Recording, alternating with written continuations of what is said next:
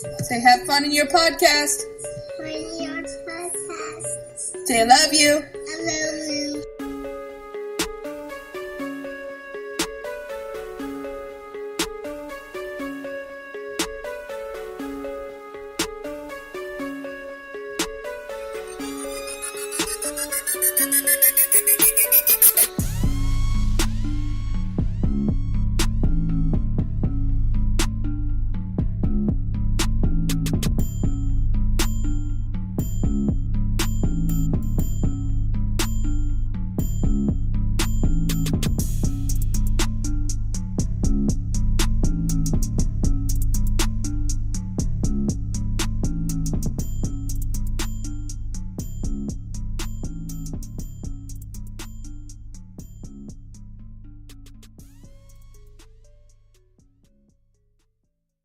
Hey, everybody out there. It's Nigga Rock Podcast coming at you. I-70 Connect, that's who we are. I'm the KC Stewart.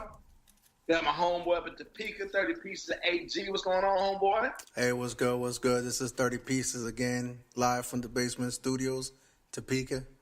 Yep, deleting all the hot porn off his motherfucking search browser so Anyway, full house tonight. Just like, full house, what we doing? We got the brothers of pain. We got Joe, Jeff, and James. What's going on, y'all? What's up? Yo. You got my homeboy, Raylan, coming in. Motherfucking Kansas City got motherfucking 10 meters. What's going on with 10? What's up, everybody? And we're going to try to be on our best behavior because we have a very rare is it okay to say females in this area? Can I say female? The females? Hey, we have a woman on the show. It depends on how she wants to be addressed. I mean, it wants to be addressed. These females better check themselves. Hey, that's why I said A.D.A. I just played it safe, though. like that's better, nigga. I think that's worse. Okay, well, I'm gonna chime in and say that's worse. We got A.D.A, I guess a friend of the show. A fan of the show, I guess. Otherwise known as A.D.A. How you doing, man? I'm good. Could you guys hear her? Not really. Yo, we see your big head though. Ooh, damn. Is this the picture? Better get close to the mic, Roger. Damn, you how? Oh, let me get it close. Hey, girl, get on down. Get closer. Get farther away. Get closer. Get farther away. Right. Shit. So there we go. Full house, everybody. We here. Thank you, as always. Thank you all for your time. So back to Frank. What's going on? You good, man? Yeah, man, I'm good. I mean, it's been a long week. I know it's Friday evening, Friday night, and everybody's just winding down. But no, everything's been pretty good. I mean, I know we had a live discussion on our chat group, on our Facebook chat group. But I know one of the topics I wanted to touch on is this. I feel a certain way. I mean, I don't know how. I mean, I'm pretty sure you guys are going to tell me how you feel about it. But, I mean, this whole Kevin Hart thing, man, has really had me kind of reflecting on a couple of things. I mean, I'm not trying to give him a pass. I'm not trying to say that or give him an out or anything like that. But at least for me, it just feels like, you know what I'm saying? I'm 35 years old. And I think Joe mentioned it on the last episode that, you know what I mean? Like, are we not allowed to make mistakes anymore? And even comedians, man, like, at one point I felt like they had that the license to be able to say or joke about anything, but now everything's being scrutinized, not even in the moment, but even like stuff that happened a decade ago or over a decade ago or whatnot. I mean, I know you guys all are gonna have different opinions about it, but for me, I haven't really came up with how I actually really truly feel about it, like one way or the other, you know what I mean? And even that makes me feel like problematic about it, knowing that I haven't been able to pick a side yet, you know what I mean? Maybe you should tell the people what exactly the Kevin Hart thing is. Yeah, you like this. For those that may not know. We kind of yada yada yada. GTS, Kevin Hart. Anything else, we open up into it and you talk about it. So why? Because right now you got you got this curvy professor up, but that's not anything we're talking about. That's weird. All right. All right. So for those I don't know. So for those is that the Kevin Hart thing has been that he was going to host the Oscars, and I'll pull it up. And the comments that he said, that way we don't take anything out of context, because we never do here, and we never assume, and we always have an informed opinion about everything. So let's see, let's see. But then while I pull this up, anybody else feel a certain way about it, or? I have all the tweets here. So basically what happened was back in between 2009, 2010, 2011, somewhere in that time, basically 2009, 2011, Kevin Hart said, which could be taken as, or probably many people took as homophobic tweets, basically alluding to the fact that he didn't want his son to be gay. Well, actually, that was a comment routine. Never mind. He just made several posts like people looking gay. He got one of them was as far as like some guy on his the GIF on his A.D.A. looking like a model in a gay AIDS commercial and shit like that. So things upon that line. Hold on. So there's one to at Wayne 215 December 4th, 2009. Where he's like, yo, what the fuck is going on with at Wayne 215 and all this gay shit? Say it ain't so, man. Is he coming out of the closet? Then look how gay some good speed looks when he sleeps.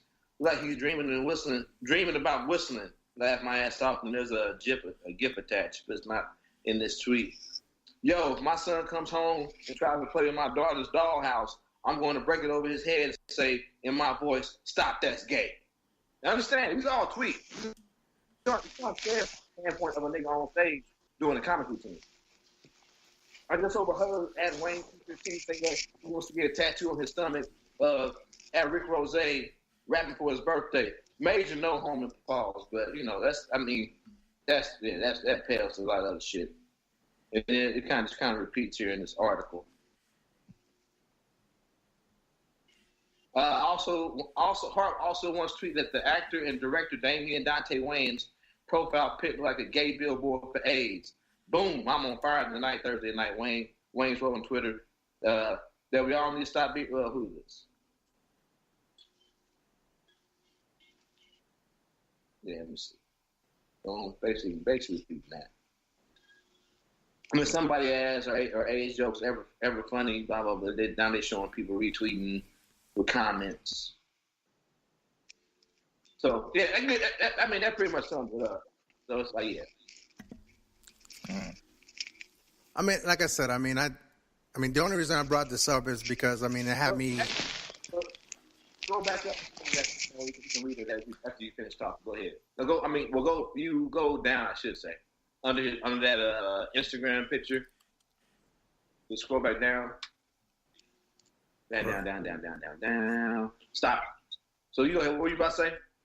So no, like I said, honestly, I don't even know how to say this shit, because, like, you know what I'm saying? Because part of me doesn't want to, like, defend him or anybody that says anything in the bad, but at the same time, it's like, I get all the arguments, man. That I get that he's a grown man, he was an adult, he should have known better. But fuck, like, I know we have to walk on, I guess, on eggshells now, you know what I mean? And especially in this life. And then, that prompted me to think about, like, how, we have young kids, you know what I mean? And it's not just about that. It's just about, like the circumstance. On eggshells or just not tweet gay shit. Yeah, but I'm not just focused on that. Here's the I'm sure he says in his home is probably 10 times worse than he said in his Twitter. For most of us, that is true. Yeah, but then you also had what's the other comedian, Chappelle, talking about that the one show, and I'll paraphrase because I'm not verbatim, but remember he talked about his wife having the gay friend, and that when he comes home he doesn't really likes him around because he's like a cat. He's always like, hey Chappelle. Huh? Didn't he say that in the comedy special? Yeah, he But said that in the comment. that was a part of his routine, though. Let's not mix and match the two. Let's not mix and match what someone said in the comedy special and make the same thing the nigga said in the tweet. See, the thing is, the difference between someone's routine and a tweet or whatever is that what's routine is written down, and it's basically for a specific audience. But when you're tweeting something, that's like public information. That's going on. It's to the masses to see. You know what I'm saying? All right. Okay, so I'll say this. So I guess because so I'm a federal employee, right? And this podcast, most of my coworkers, probably none of my coworkers know that I had this podcast. But if my employer finds out that I have this podcast, and episode 1, I was like, nigga this, nigga that, fuck shit, Latino, brown, faggots, gay, homosexuality, this and that, racist rents. So they could go back and... But also you were talking about people being racist. I believe right. We were talking about saying faggot and how that's not appropriate. People shouldn't say these things. So right. It's different. Right. And sometimes we do self-check ourselves, you know what I mean? Like... and there's a comedic humor aspect to it as well too, but at the same time, but it's like I mean I guess for me it was like if my employer finds out, so is this podcast or whatever I say on this podcast fair game? Your employer finds out that you curse? Absolutely, it is. But see, and yeah, James, like I think you put it out. Anything that you put out for public consumption, right? You must also be ready to face the consequences of what you may put out there. That is true. It's simple as that. And it may not always be fair, and you may not always think it's right, but it is what it is, and we all need to be aware of that. How many times have you seen somebody put something on Facebook or some kind of social media platform that gets them in trouble and gets them fired or reprimanded or something like that? But James, they're not comedians, so they should get fired, right? See, it is what he's saying. You see what I'm saying? Like, we don't see what you put, Frank. We don't see what you're saying because this been being a stand-up comedian. What can stand-up comedian do? There's a contract, an unwritten contract between comedians and their audiences on stage. Yeah, entertainers, a certain amount of leeway that they can get away with in the interest of being funny or making a social statement. That's right. That's a big deal. Right. Go ahead, my bad. But see, yeah, that's right. Yeah, but also though, like what James is saying, like Randolph from 3 Guys On, Shot 3 Guys On, he always says, "Is it funny?" Because it's funny. Yeah. It should ride if it's funny. I mean, we have all. Paul Mooney talk about racism. Yeah, but then again though, that's arbitrary though, because what may be funny to me may not be funny to you. I know it has to be funny. Oh yeah. I get what you're saying. The people. The cat on Saturday Night Live that told the joke about the congressman with the iPad that was a veteran. The main reason he got chosen because the shit wasn't funny. Wasn't funny, though. Right. If the joke would have been funny, they probably would have, laughed it off and been all right. But he called hell because he told an offensive joke that wasn't funny. And let's not forget that Kevin Hart wasn't on stage performing a bit. Right. No, this is saying some homophobic shit, dog. Yeah. Don't get you. You're using this to say, well, when can a comedian say anything? No, it's like in the phrases of your act, but matter of fact, there have been comedians who have had contracts signed where they say, hey, when you come to the show, you can't curse, and they curse, they get in trouble. Yeah. The comedian doesn't give you fucking carte blanche to say whatever the fuck you want. Okay. No. For example, when Martin Lawrence went on Saturday Night Live and did stand up, and he did the jokes about douching and all that sort of thing. Yeah. He was banned for life from Saturday Night Live because of that. Now that was in his comedy routine, but his comedy routine was not approved to go on Saturday Night Live. It's a different audience. It's a different thing. He was banned. And same thing with Andrew Dice Clay. He did the same thing. He tried to bring regular stage act to Saturday Night Live. They didn't like it. They didn't like it. And they banned him. You may not like it, but there's a certain expectation that depends on the it's the audience. It's the audience that you entertain. I'm like I said, but I agree though that like what you said with Andrew Dice Clay, the content and things that are more acceptable for public consumption have changed also. You know what I'm saying? So like true. I mean that's true what you're saying too, Winston. But the thing is though, Andrew Dice, there is no real Andrew Dice Clay having an HBO special motherfucker 2019, my nigga. Or 2018. He might be a comedian these little smaller events, but yeah.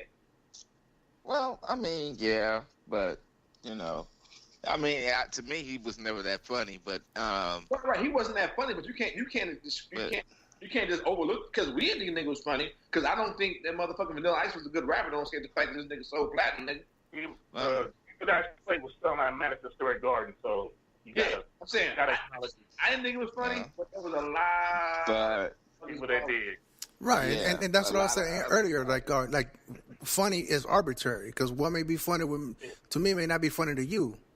I think we have a habit of if somebody is not funny or we don't think they can sing or we don't like their acting, then we try to totally dismiss them, even though that person may have a very large audience and somebody likes them somewhere, and that's why they stage their act. So we try to dismiss them. Well, he ain't shit because I don't think he's funny, or she ain't shit because I don't think she can sing. No, doesn't work like that. But also, like I hear what you're saying, Frank, and that goes to my point is if you don't like something or find something funny or they don't entertain you, you are less likely to forgive what they said. Yeah, that's true. Yeah.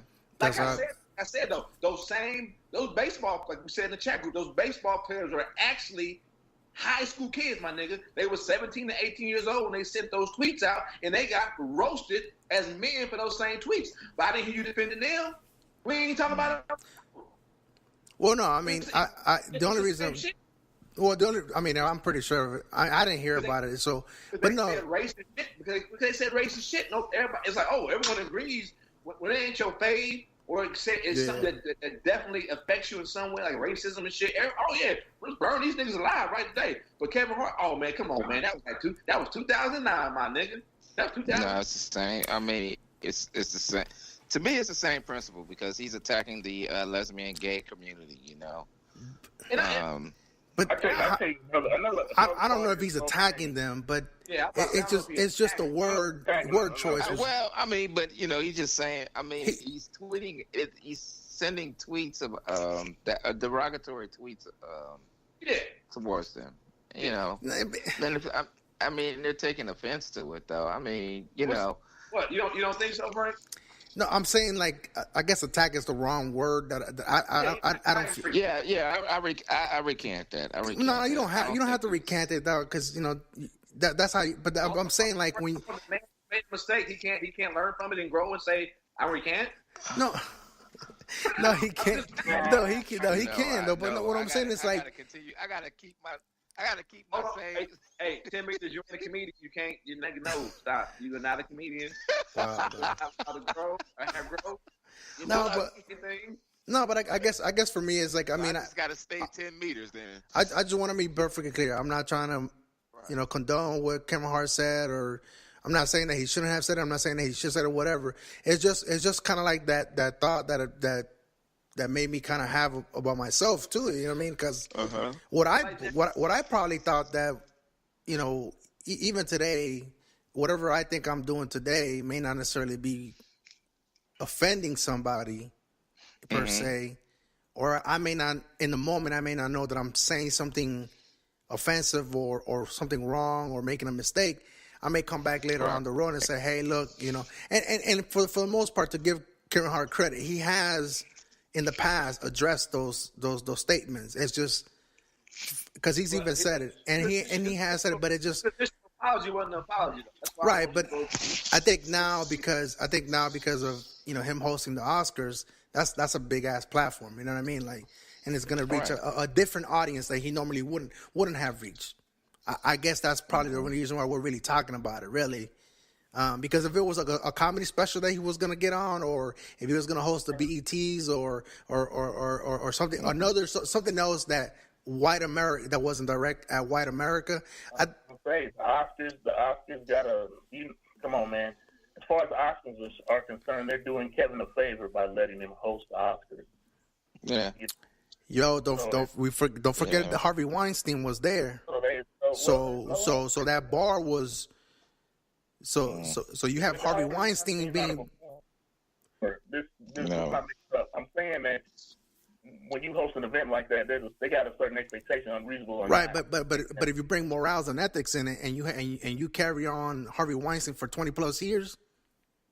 I didn't say it wasn't. I'm telling you what. So that goes back to what it should be. Let's talk about what it is. Yeah, what it is. Yeah. And the Oscars is gonna, because they rely on the public, so they're gonna go with what the public sentiment is at the time. Right. Okay. Because let's be honest, man. Not that long ago, pretty much everybody thought it was cool to make all the homophobic jokes and blah blah blah. I mean, raw. Yeah, not even. Like it wasn't. They had a bit about a gay man being a motherfucking. And I'm not just talking about comedian. I'm talking about in everyday life. Back in the day, time to do stuff. You gay, you a fag, and blah blah blah. Yeah, niggas said faggot all the time. Right. Like that's like some people's like favorite word. I remember. My dad, should rest in peace. My nigga, hey. He used to call me and Damon faggots all the time. Y'all always out with each other. Y'all ain't no faggots and nothing. Right. Stuff like that. And not even back in the days, James. I mean, even nowadays, like I watched that. I really said not that long ago. Because we're talking about like maybe 5-10 years ago. Indian shit, probably. Right. No, because 3 years ago, everybody was saying Paul's no homo. Because the one thing is that we always knew that it wasn't right. And you think that gay people just started getting offended by it recently? No. I think they've been. Before if they tried to say something, somebody would probably try to beat their ass. Yeah. For even revealing themselves to be gay, and that I'm offended by that. Right. Yeah. They've had to kind of live in the shadows for a long time, and now they're able to walk in the light of day.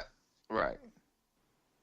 Yeah. And now a lot of people don't like that. A lot of people wish they would stay in the closet and shut up. We don't want to hear. We don't know. But James, it's the gay agenda, and if you are around gay people, see them being happy, that you will be gay also. Yeah. Wait, what was that? I missed that. Sorry. Huh? What'd you say? If you, everyone knows that if you're around happy gay people, you also will become gay. Man, exactly. Come on, man. That's why you got to keep them in the closet and upset. It's like a disease, man. If you're around 2 or 3 homophobic people. I mean, I'm sorry, homosexuals. That is a real notion that people still believe. Yeah. If you're around 2 or 3 homosexuals, you're going to catch the disease. I don't think they better than you. Yeah. Yeah, dog. It's yeah. I guess I get, like, if you come from the standpoint of this makes me think of, like, I think of the same thing too. Shit, it been nice. I've been drunk. It been nice. On Facebook, Twitter, posted some shit where I'm like, damn, I probably shouldn't put that motherfucker out there. Oh well, fuck it. Yeah. But I mean, but this is the day and age you live in. But also, you don't have to take part in it. That's the part that gets me. You don't have to tweet. You don't have to Facebook. None of that shit. I'll tell you something else about the timing of this and when it happened. This was before Kevin really started blowing up. Oh, he blew up. Yeah. But if you once he started blowing up and he was out there in the public, he stopped making those kind of tweets. He had somebody in his ear like, hey, and especially because he going out there after that white dollar. Right. Yeah. Can't be out here talking about fags and I don't want my son to be gay. No, my nigga. Yeah. Hey, James. So when you were talking about, like, back in the days, and I was listening to, Meek Mill dropped the album this week or whatnot, and I've been listening to some of it, and even on it, Rick Ross has a verse, screaming gang gang. Now you want to rap? Racketeering charges call him on a tap. Looking for a bond. Lawyers want a tax. Purple hair got them faggots on your back. I mean, it's not even back in the days. It's still part of people's slang and lingo. You know what I mean? Yeah, but that's part of, but also, that's that's not really my point. Is that point is publicly out in the open, out in the open, and without any backlash or even because that's a hip hop rap line, my nigga. How many motherfuckers ain't? Yeah, it doesn't make it right though. That's where that. I'm not saying that it's right. Right, and it's not right. It's we're not Oscars either, nigga. No, right, true. He's not. No, but that's what I was saying. Like, well, that's what I mean. Like James, like, you know, until you actually pointed it out or mentioned what you said, and I had to go back and look at those lyrics. I was like, oh fuck, that's right. I was bobbing to this shit, and I was just saying it, like, just repeating it, without even. We all like so I hate that word, problematic shit, dog. Yeah.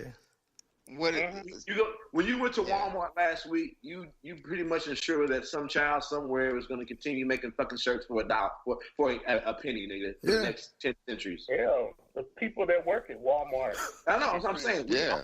Indulge in problematic shit, whether it be something we say, something we read, something we write, something we listen to. All the time.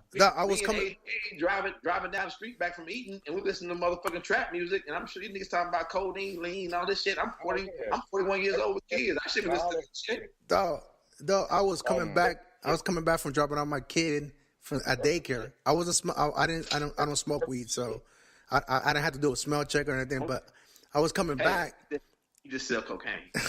and then I was coming up on a roundabout. I was coming up on a roundabout, right?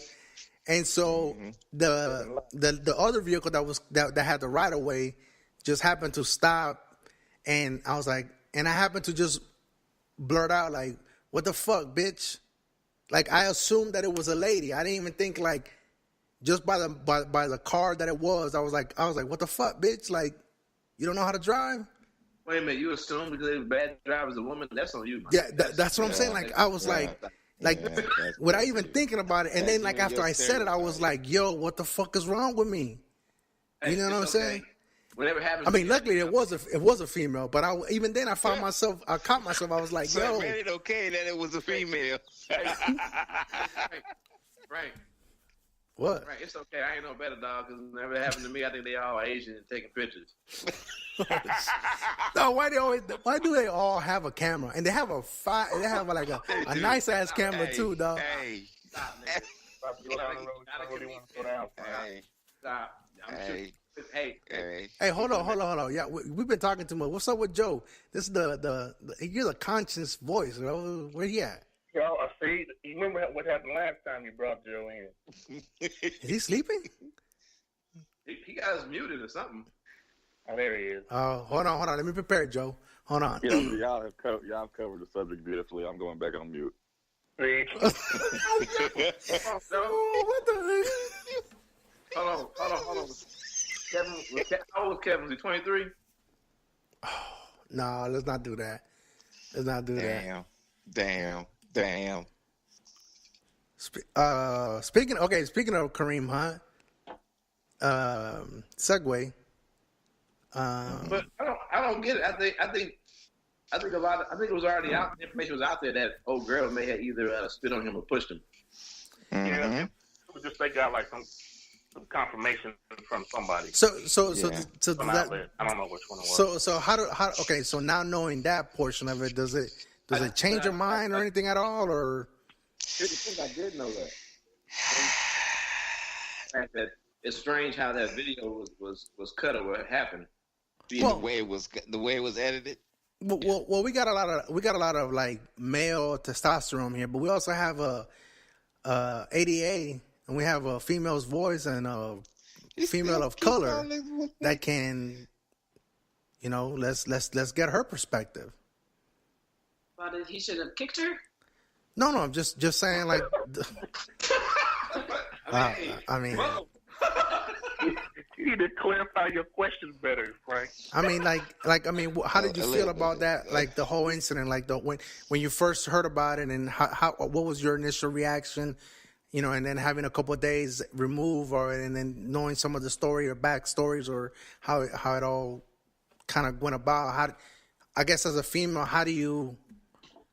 what's your perspective? I mean, like just the whole situation, period. I don't know too much about it. I only know what I heard from you guys' show last week. That doesn't say much because we were just yelling. He was yelling. I hate it. But I don't know. I don't know. I think that it's fucked up what he did. I think that he had to pay some type of consequence. And that was his job because he did something that was available for the public to see, and the NFL doesn't like it. Okay. All right. And I think he's a grown-ass dude and should have known not to put his hands or his feet or his toe on somebody. Yeah, I pretty much have the same opinion as I did last week. You know, I mean, regardless of, you know, he was called a nigger and spit upon. You don't just trash your career like that. You know, you have people that your entourage or someone in your entourage that are supposed to handle your light work to keep your ass out of trouble. Problematic light, though. Yeah, problematic. I went there. Problematic. Yes, I went there. No, what I'm saying is, you just got to, you know, be mindful of your actions, and you know that, you know, this could cause, you know, damage to your career. You know, it could be detrimental to your career. So, you know, you got to be careful of what you do, and you know, while you're in the public, you know, in the public eye. See, he forgot who he was and how he's targeted. Everywhere he goes, somebody's looking to get something out of him. Exactly. That girl was probably trying to set him up. Knew that he would probably react.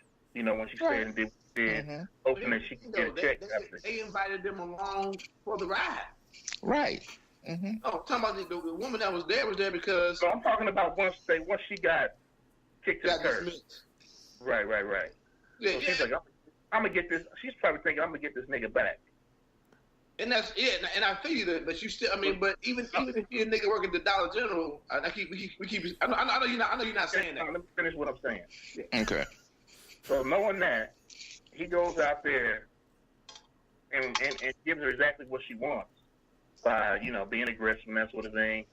Mm-hmm. And then his boys try to stop him. You know, he knocks them all off, and they messed up because they shouldn't have been trying to stop him. They should have grabbed her and took her away. Exactly. It'd be easy to grab her and usher her away than to try to stop this region that's NFL running back when he's pissed. Right. Especially when y'all a bunch of little dudes. Exactly. So that's all a part of having the right people around you. Yes, exactly. You know, I agree. Just do what LeBron does. Just marry your high school sweetheart, nigga. And you got to, and I'm talking, and not just guys that'll take the fall if need be.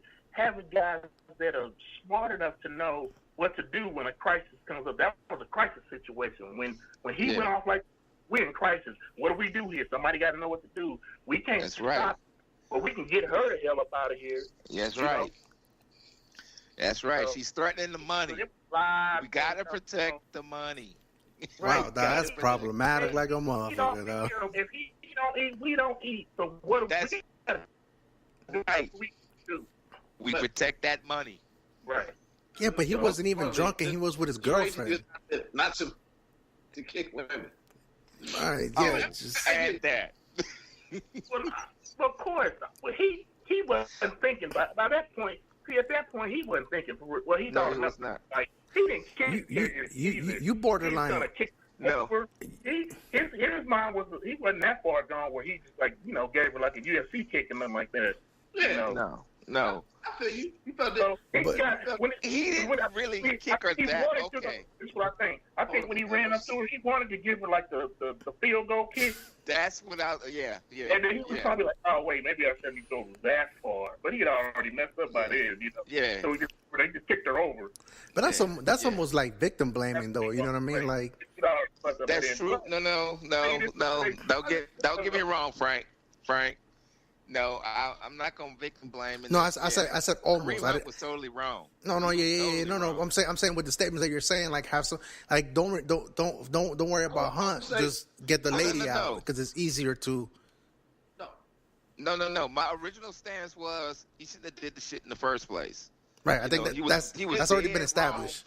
I will say they're both wrong, but when given the optics of a man who's strong enough to push her down, take his homeboy, throw that nigga out the way, and then kick her, the optics of that is going to be far greater than they're both wrong.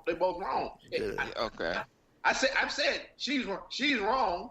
Well, yeah, she was wrong anyway because she, what she did. But the optics of it's the optics, and especially though, I mean, we see it time and time again. That probably been a black one.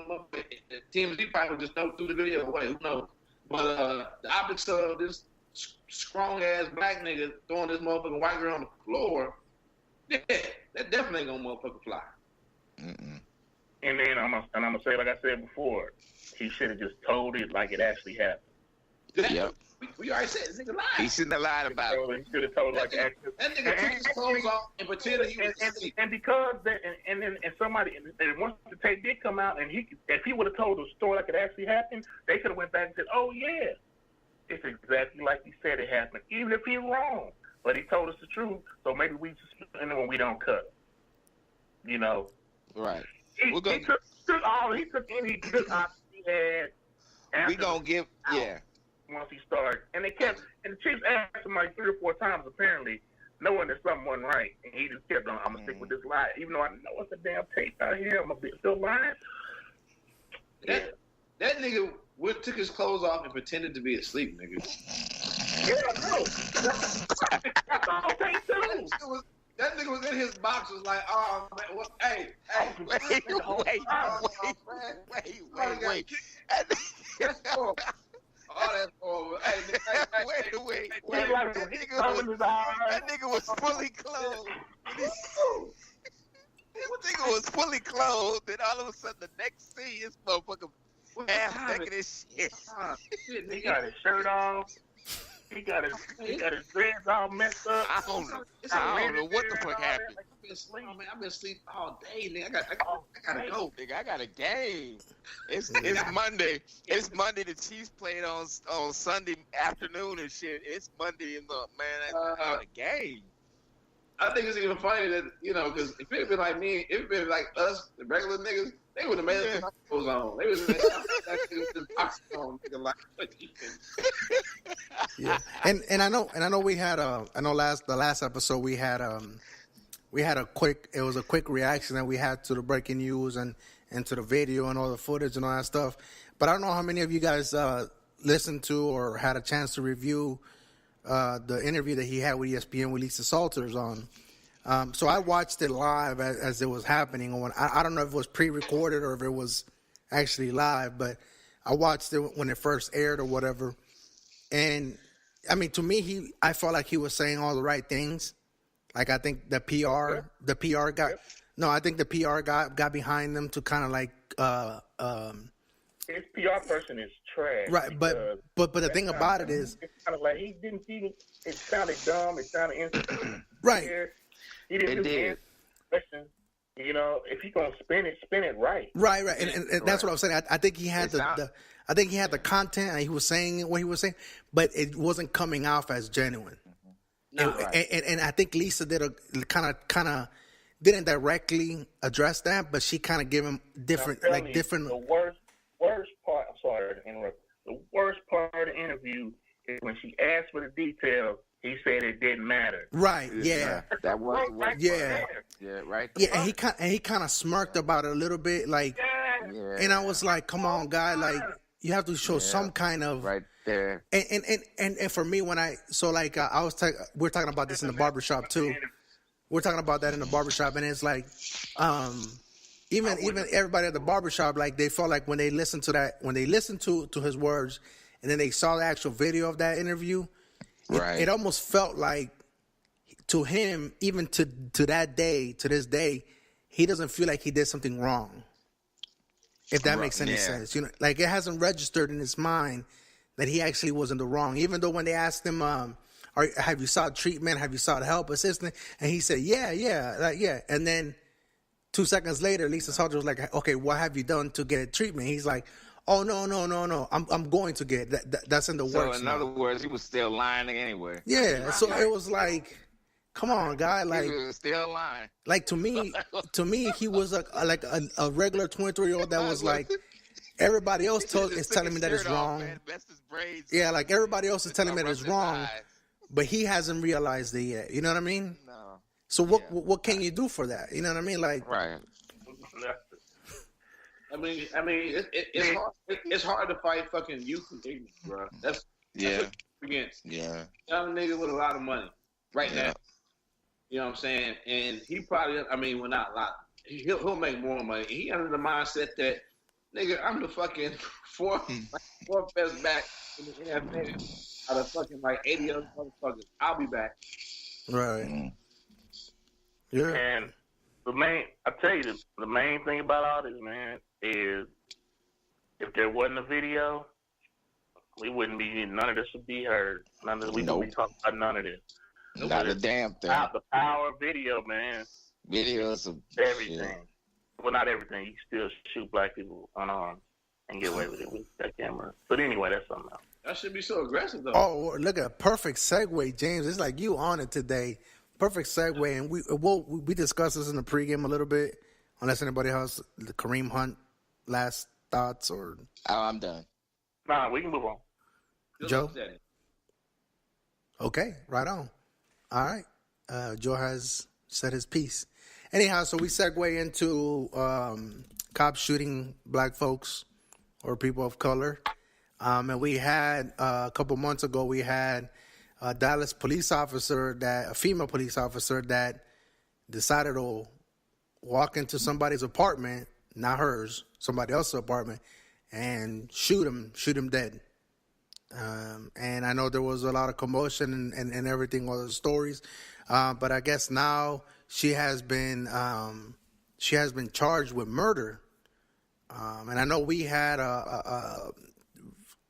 several opinions on this podcast about it. So like now that she has officially been charged or been indicted on murder charge, and I know this is developing. I know it still has to go to trial, and we talked about this before in the pregame that we just want to touch on it. We don't want to really elaborate until all the quote-unquote facts are out before we can.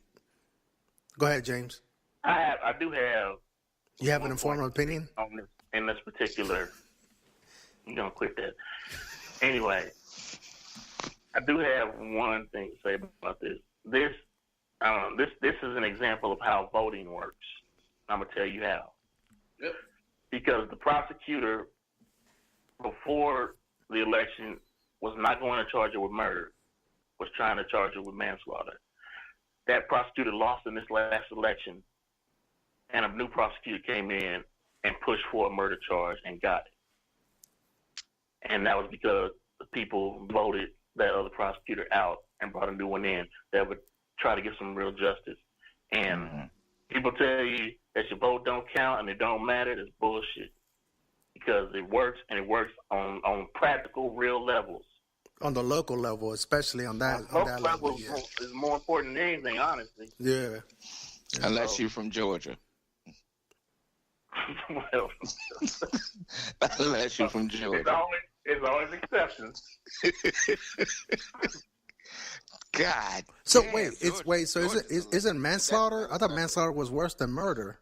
No, murder is the top. Oh, okay. So murder's the top. Learned something new today. And I know we'll see. Hopefully Hope the that bitch burned in hell. Fuck him. Hope that bitch burned in hell. yeah. Hopefully the charges stick. And hopefully it's multiple counts, not just it's not just one charge or whatnot. Only one person, man. You can't charge him with how many murders you gonna charge? Well, I mean, you still got breaking and entering, shit like that. I'm just saying, I don't know if it's just murder charge. Well, first of all, does she have probable a murder charge is gonna get you life, but you need a B&E to add a couple more months on to Well, it. not in that. Well, in Texas, it can get you death. Yeah, you about to say probable cause? Yeah. Does she have probable cause of entering a man's apartment besides him being black? She wasn't acting in the capacity of a cop when she entered his building. Well, not though.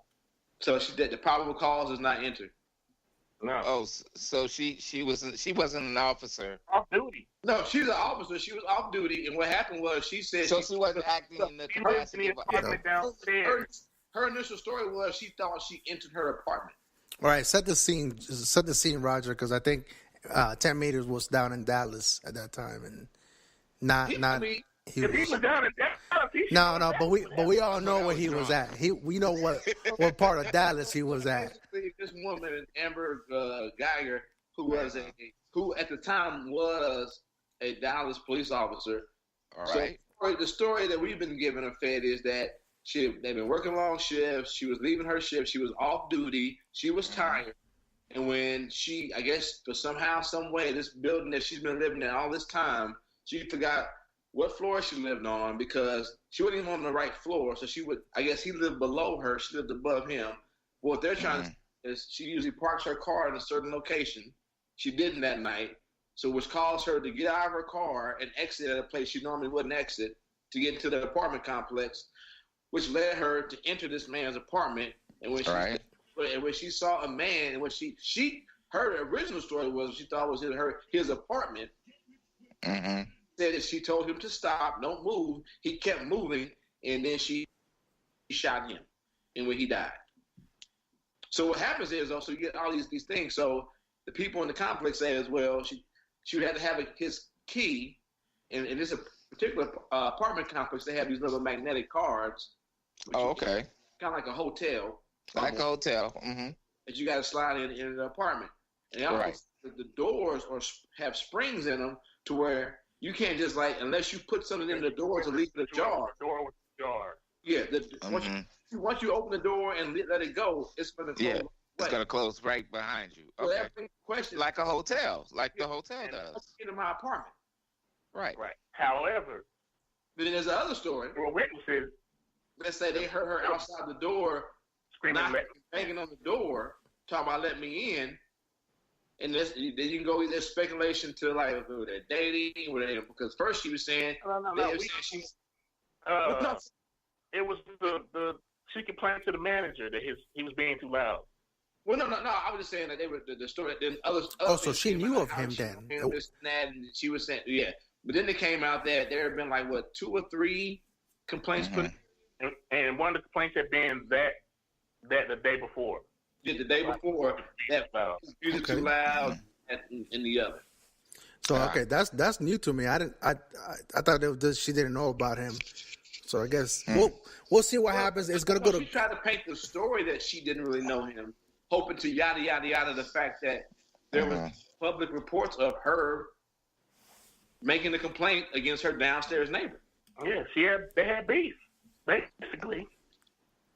And so basically, was he just to what I believe is maybe he was playing his music, something happened, and then she went down there, and he was and she probably was on some shit, you know who I am, you know what I can do to you, and he was probably like, fuck you, bitch, get out my fucking face, get out my door, pop, pop, pop, pop. Right. Hey, that word is problematic. Please refrain from using the B word. What, bitch? Yes. It's problematic, but so is the word nigga. And I'm going to say both of them when I feel like saying it. She's a bitch. She killed that nigga. How about that? Catch you outside. Damn, and we go with that one. No, but I mean, we'll see. I'm gonna hopefully try to keep an eye to it in a year to it as see how. I'm not sure when the trial is gonna be start or. Did you say an eye? Hopefully it's your third eye, brother. Open it. Preach, brother, preach, brother. But anyway, sticking on with the same. Anybody else with last thoughts or initial thoughts with Amber Geiger? Well, Amber Geiger should burn in hell, though, but because she got 5 different stories of entering a black man's apartment. Hey, Anthony, as an atheist, I'm offended by you saying burn in hell. That concept is. Well, you get over yourself. So, wow. So Miss A.D.A, any thoughts on Amber Geiger, or the whole incident? Not really. I think the only thought I have is she actually going to get convicted or not convicted? Is it convicted in the court case? Yeah. If the jury of are going to actually convict her when she comes in looking all sad, so yet to be seen. Shit, white tears undefeated, nigga. Yep. Always in there. Yeah. Yep. Them white woman tears will sway a jury. Boy, will they? How many times have we seen these women that have murdered these children have gotten off? It's been several. Should we throw this white woman's life away over a dead nigga? Over a dead, that's right. He already dead. He said We got rid of that nigga. We got rid of that nigga. It'd be one less nigga. One less nigga in America. White women away from us. Why do we care? One less nigga. I heard. Hey, you know what? I heard he was reading books. So that's definitely. He should definitely. Yeah, that's a cause for his life, man. And just look at her. She's crying. You know what? We should give her some money. Like, this ain't even that kind of trial. This is just a trial. Yeah, go ahead, sue the city. Okay, so I guess that this is going to continue to develop, and I'm glad we captured these. When the incident happened, we have our emotions or reactions. Now that we know she's going to be charged with murder, we captured that reaction, and we'll see how the trial ends. Like Miss A.D.A said, Miss A.D.A say, it's just going to be determined to see if she actually gets convicted. So, and I can't sit here and say that she is. To me, it's an open and shut case. But like you guys say too, is white women tears. The court of public opinion, yeah. And white women tears, bro. Shit, my wife is white and she starts crying. What did I do? So you going to jail? Better do that. Yeah. When they jail, I'm gonna try to deport you. I'm just getting a freak. Nah. You better not never get into it with Hey, I'm laughing, but there's a little bit of truth to that. There's a whole lot of truth to that. Cause I'll be damned if you're gonna see her. Cause I always tell her, I'm like, yo, you gotta be careful, man. You can't be crying. Now you know. Yeah. Cause I always tell. Then I told him about it. Going to be more black beans. There can't be black beans every day, nigga. You gotta go. But anyway, okay. So Joe, you still there? I mean, so what do you think about the murder charge now? About time they at least charge somebody. We'll see what happens. It's a long way to go. We'll find out. Dang, Joe's like Russell Simmons tonight, man. I mean, Mellow as hell. do we need to take this offline? Do we need to stop recording? I could hit stop. No. Let's go, man. Let's go. So sticking with the Next subject. Sticking with the topic of, well, more like white people fucking with black folks or colored folks or people of color or whatever. Even though there's a white guy in this video on this Instagram, so I found this one. He's the worst kind of white man. He's a white man that has friended the Negro.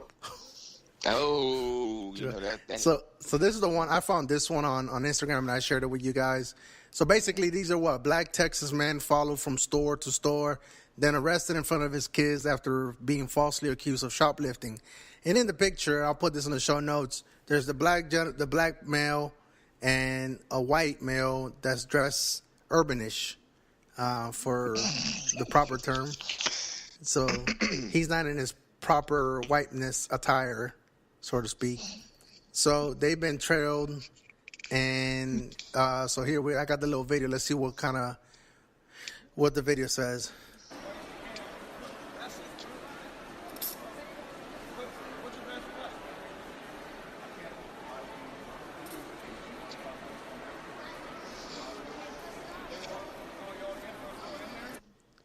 So here we are, like right now they're the police officers or the security people.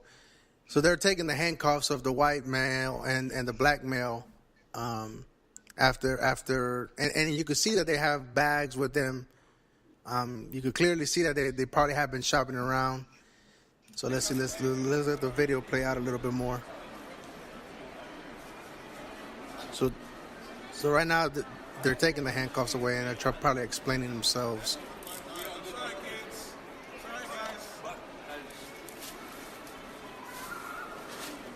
There we go. This is how it happens in America, people. You see what just happened to us. We're in here shopping for the kids. We're just spending money. And they see us, and they want to say that we're stealing. But we just showed them receipts for everything that we just purchased. And they have to let us go. So, welcome to America. In front of my kids today, this is what's going on. Yes, ma'am, I am right now. I'm recording the whole thing. So, go ahead, Roger. I can't hear you. Roger, I can't hear you. I can't hear you, Roger. Well, I muted my mic while they had the thing on. My bad. That's that white woman question. Are you recording me? Yeah.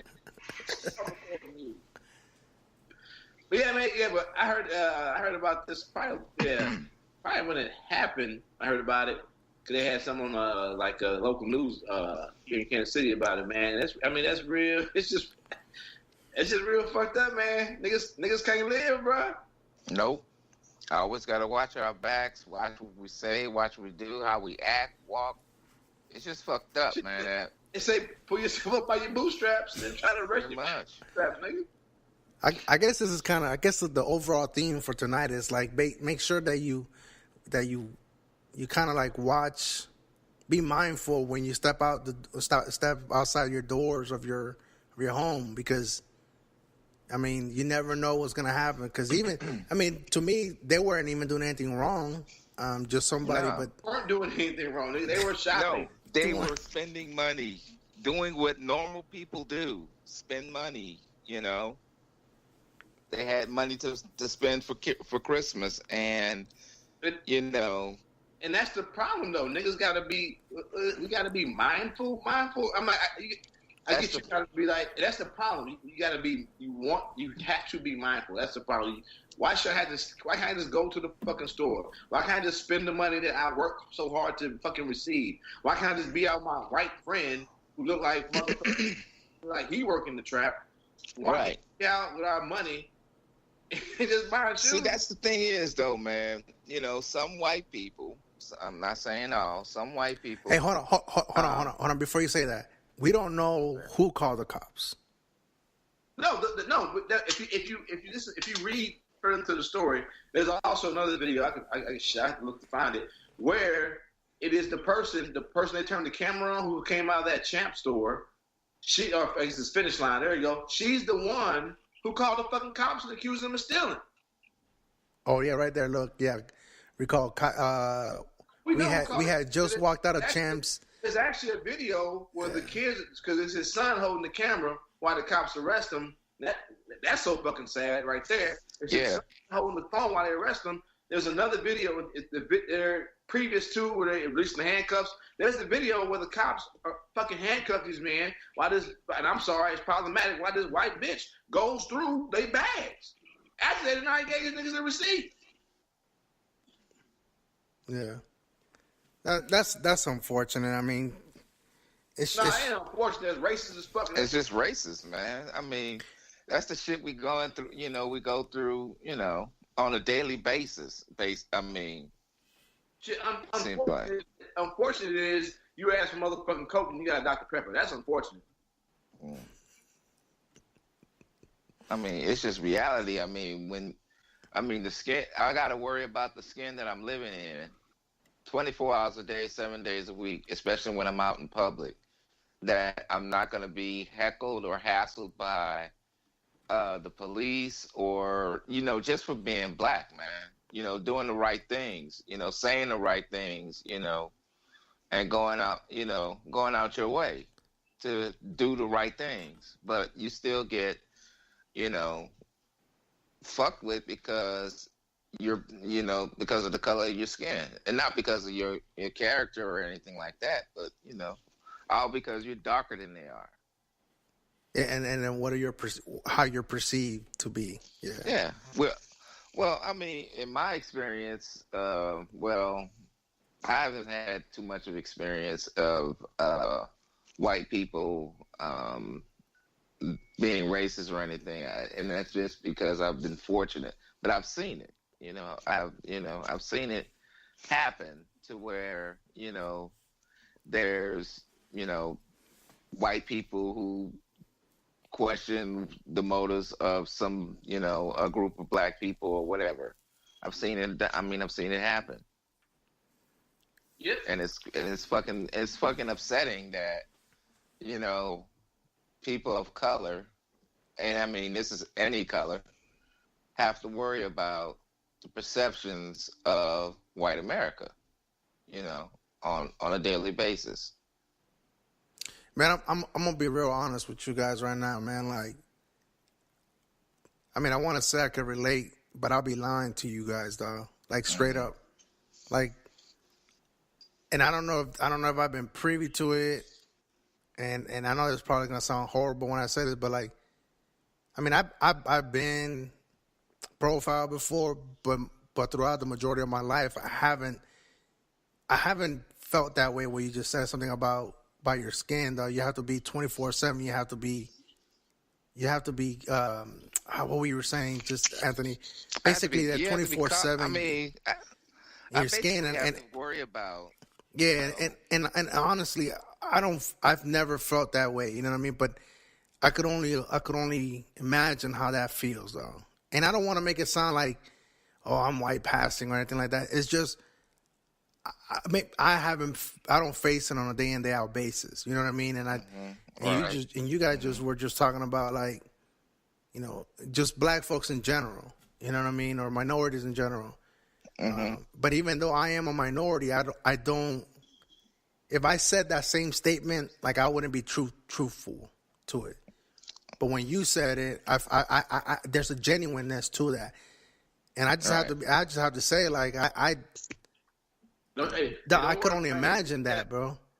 Don't worry, you get 4 more years. You get 4 more years of Trump after this. You'll be worried about it, nigga. No, yeah, but I'm just saying, though. Welcome to the party. No, but I'm just saying, though, like, that's, I know you guys say it and all that stuff, but I mean, you guys actually really live through it, you know what I mean, on a day in, day out basis, and I don't feel that way. Even though I am a minority, I don't. Shit, like, that makes me feel horrible, though. You know what I mean? Yeah, I know what you're saying.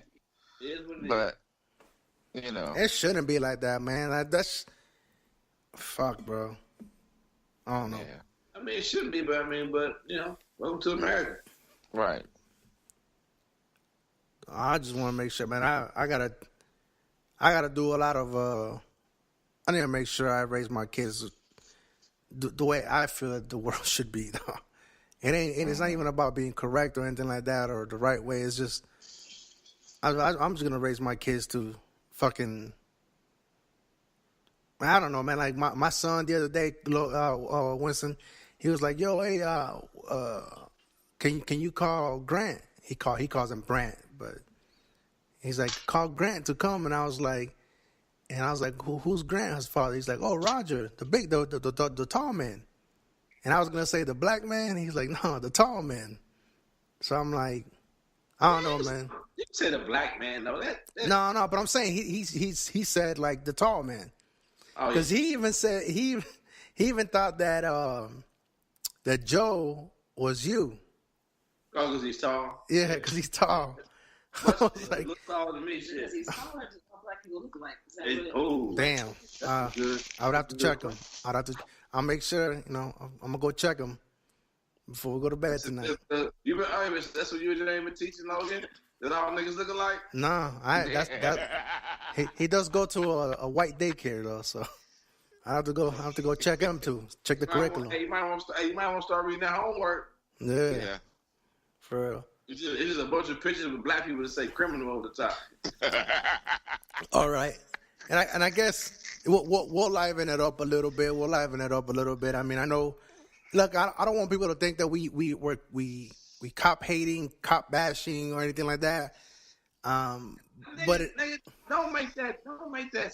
Stop that. I hate when I hate to live in a world where you can't talk about people doing a bad job and say, You know what? we're not bashing them, but No. do a better job. So I mean, I have family members that are police officers, and they're very good cops. And are they good cops because they're family, or are they good cops because they're good cops?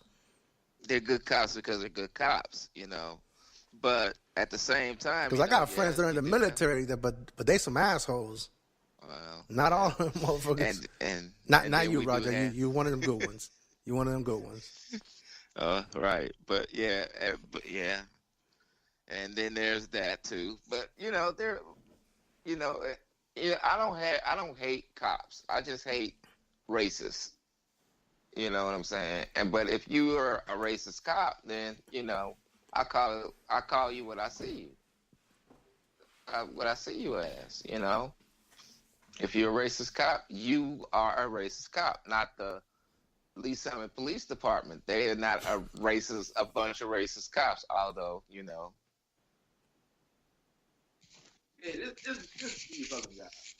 Yeah, do your job, do what you're supposed to do, and and both of us can go home safe. James, Joe, any thoughts? I know James didn't see the video, but that'd be Joe. No, James. He didn't see it. He stepped away. Oh, What about it? I've seen it. I think it's tough. Oh, I thought you were about to say some problematic shit. Nah, it sucks, man. Like, it's real. Like, that's just, like, when we go places, especially like in stores and that sort of thing, especially stores where we're not supposed to be, and I'm using clothes. Right. You get followed, you get scrutinized. They constantly, can I help you? Can I help you? And when after I said it the first time that I don't need your help, then go away and quit following me. Yeah. But then once if you do decide to stay in the store and actually purchase something, then they want to scrutinize you. They look at your money like it's fake or something. Like it's just little things. They putting cocaine on the table to make sure it still snorts the right way, nigga. All kinds of crazy shit. Yeah. Yeah, because I don't know. Come on, bro. Right. No, I've never touched that shit in my life, bro. It makes life harder than it has to be. We live the reason why we have the highest incidences of, that we die earlier than everybody else, and that we have our stress level so high, and we have heart attacks and that sort of thing at a young age, because especially living as a black person in this country, it's stressful, man. Like on an everyday basis, we literally have to walk around on eggshells and try to avoid being, incarcerated or fired or just marginalized in our spaces. Mm-hmm. We have to, but at the same time, you do have pride in yourself, and you don't just want to feel like you're bowing down in order to so-called fit in. So you got to try to find a balance somewhere from just saying, fuck you, I'm gonna do exactly what I want to do, and just bowing down like on your knees, begging, please don't punish me. Yep. So you got to find somewhere in the middle, and that's tough. But real talk though, we missing out on the big story here. That this white man is gonna say I ain't fucking with niggas ever again because I got handcuffs put on me because I was with this nigga here. We missing out on that time. Nah, but that's a rider right there though. That's a writer. I think that's his homie. That's his homie. That's his. He's like, I ain't fucking with y'all niggas no more. Nah, No more. that's homie, Now, though. now he's like, I'm an assistant. Now they got my name.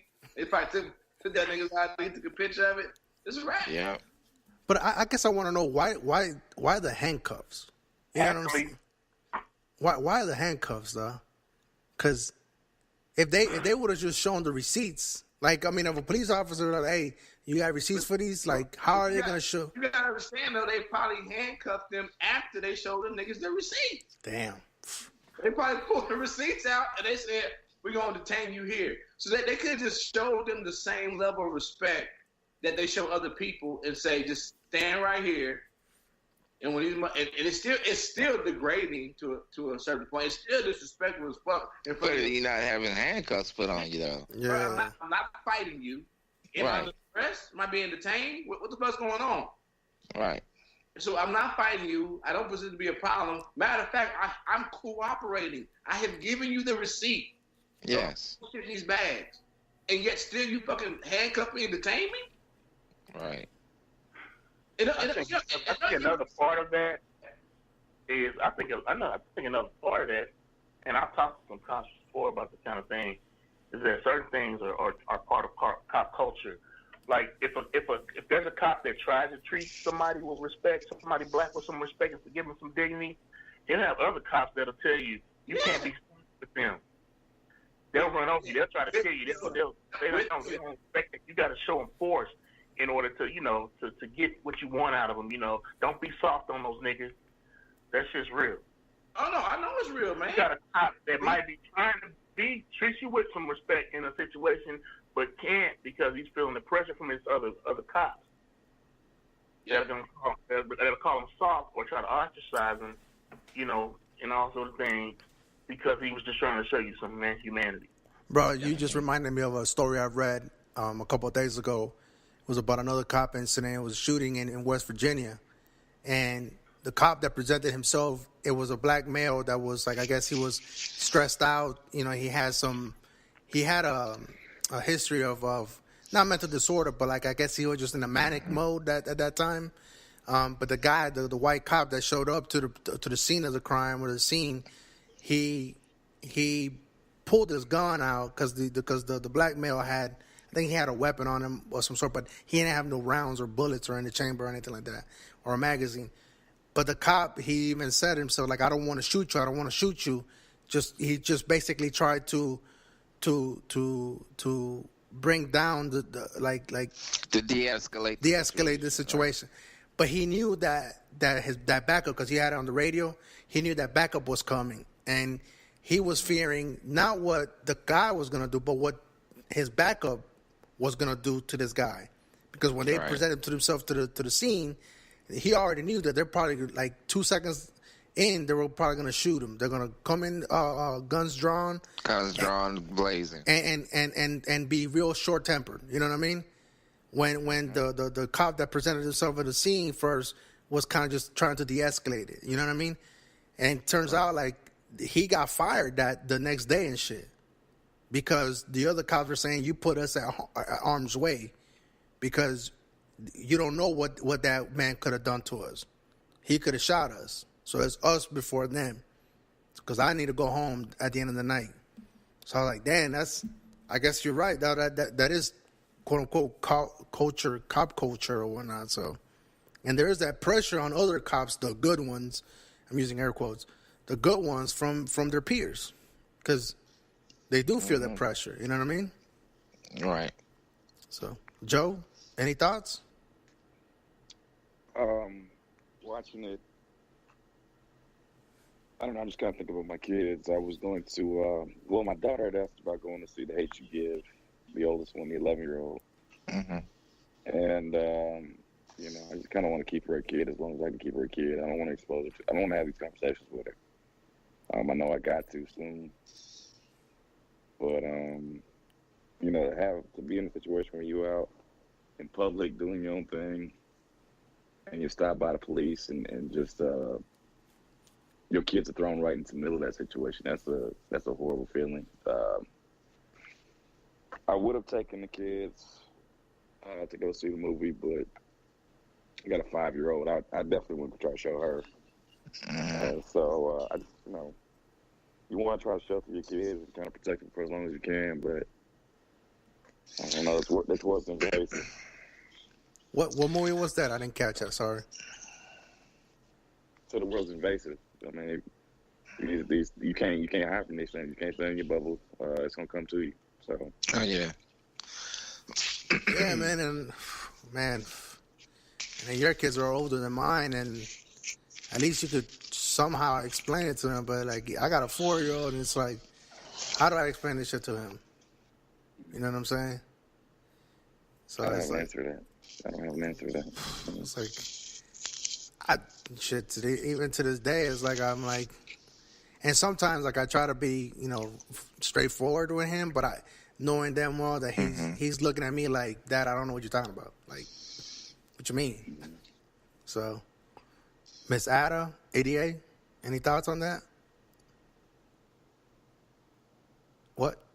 Like, you guys all said everything. I think it's just crazy that that's the society. I am surprised that the title doesn't talk about the white dude, though. Of course not. It's the headline grabber. Mm-hmm. No, but that is true. That's true.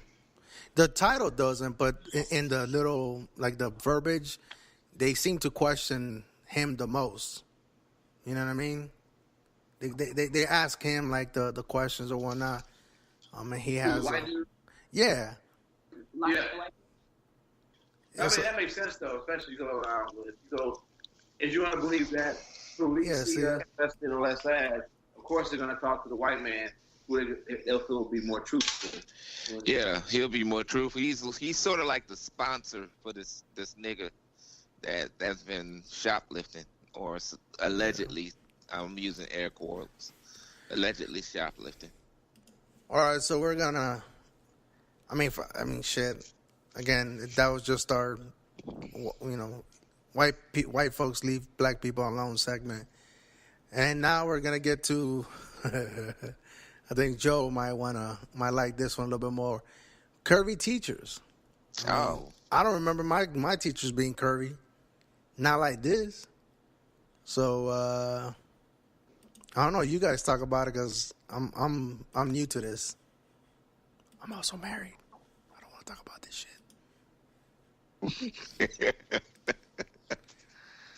Well, it is something that I don't remember even how it came across to me on Facebook somewhere, and so I passed it on just to the group, just for giggles, really. But I don't know. We kind of dug into it a little bit. I think James was doing some investigative reporting. Investigative reporting, James. I'm gonna tell the truth. When I saw the video of her teaching and I saw her booty, I just didn't think her booty was legit. You say you didn't think it was legit? No, I didn't think it was legit. Oh, it is? I didn't say nothing about dick. No. I didn't think her booty was legit, so I did a little digging. Mm-hmm. That nigga out there like Columbo, nigga. I found her Facebook page, I found her IG page, and saw that she was like slash. She's like slash stuff. She's like slash teacher, slash internet model, slash video hoe, slash. I think she got. I mean, okay. That was impressive to me. I mean, so. No, I wouldn't. But what I was gonna say that she's been featured, not like a person, not like an extra. She's been a main feature of like 2 pretty significant videos. She was in a Amigos video. Wow! She was in Amigos video. She was like the featured, girl in the video, and or one of maybe 2 or 3. And then she was in a Donnell Jones video where she was like, she was like the love interest in the Donnell Jones video. So she wasn't just somebody who's been in a video. Which Donnell Jones video? You got to go back on her page. I couldn't, I didn't recognize. Oh wow, right there. Hey, come on. I mean, damn. Right there. Come easy, guys. Ernie, I did find old pictures of her, and in those old pictures, she did not have a booty or breast like that. So. She might have been squatting, bro. Hey. The thing is, she got it now. I mean, hey, if that's your thing, that's cool. But I like to know if it's legit or not. So the question is, yeah. Well, okay, so we're talking about right now. We're talking about Miss Nerissa Reeves, Reaves, Nerissa, Okay. Nerissa. In case you want a GTS. I mean, she has all the credentials of an educator. Yeah, she does. I mean, besides the looks, I mean, we know that she's. No, she's got a master. She's got a master's in education, allegedly. Yeah. The last thing I put out there to the group is she was apparently she put a post out saying she was leaving New Orleans and said it. My hometown. All right. Yeah, she headed back to Atlanta. I think she did an undergrad there too, maybe. And Spelman. so she's Spelman. I want to say. And so I think she's headed back to pursue EDD, educational doctorate. So okay. Yeah, I think was it this the one that you shared, Joe? I mean, it says everything you just said. Mentions everything. No. I think James shared that. But, Yeah, that's her webpage. Yeah. I mean, you know what? She has. I'm not trying to down her credentials, but her name of her page is the Honey Loaf Girl. So, oh man. I mean, it's kind of hard for me to like really take it seriously. Yeah, see. I'm an educator. But That goes back to what we put in social media, man. Yeah. How the public perceives people in social media. I think the Honey Lobsters, because that's a business she has, I believe. No. Two different things. No. Look at it. Pause. I said, I do believe. Because her Instagram page is Honey Loaf. And she had Honey Loaf. It's both of those things. Oh, wait a minute. We got a video. No. Go ahead. Keep talking. But I do. I think the restaurant was called. She tried to open up 2 restaurant situations. I don't know if one was like a catering situation, something. Yeah. But I believe that Honey Loaf was the title of the restaurant she tried to open as well. Yeah. So Okay. I can't tell you. I don't know what Honey Loaf means. I just know she's got her hands in a lot of places. She had tried her hand as an entrepreneur. She has definitely been in music videos, and I'm talking about high-level music videos. Yeah, 'cause they had at the bottom of the page here. They had a list of it. Yeah. Oh, man, let's not act like seeing a girl's videos like some kind of. It's not like being a star or something. She's there. No, not really.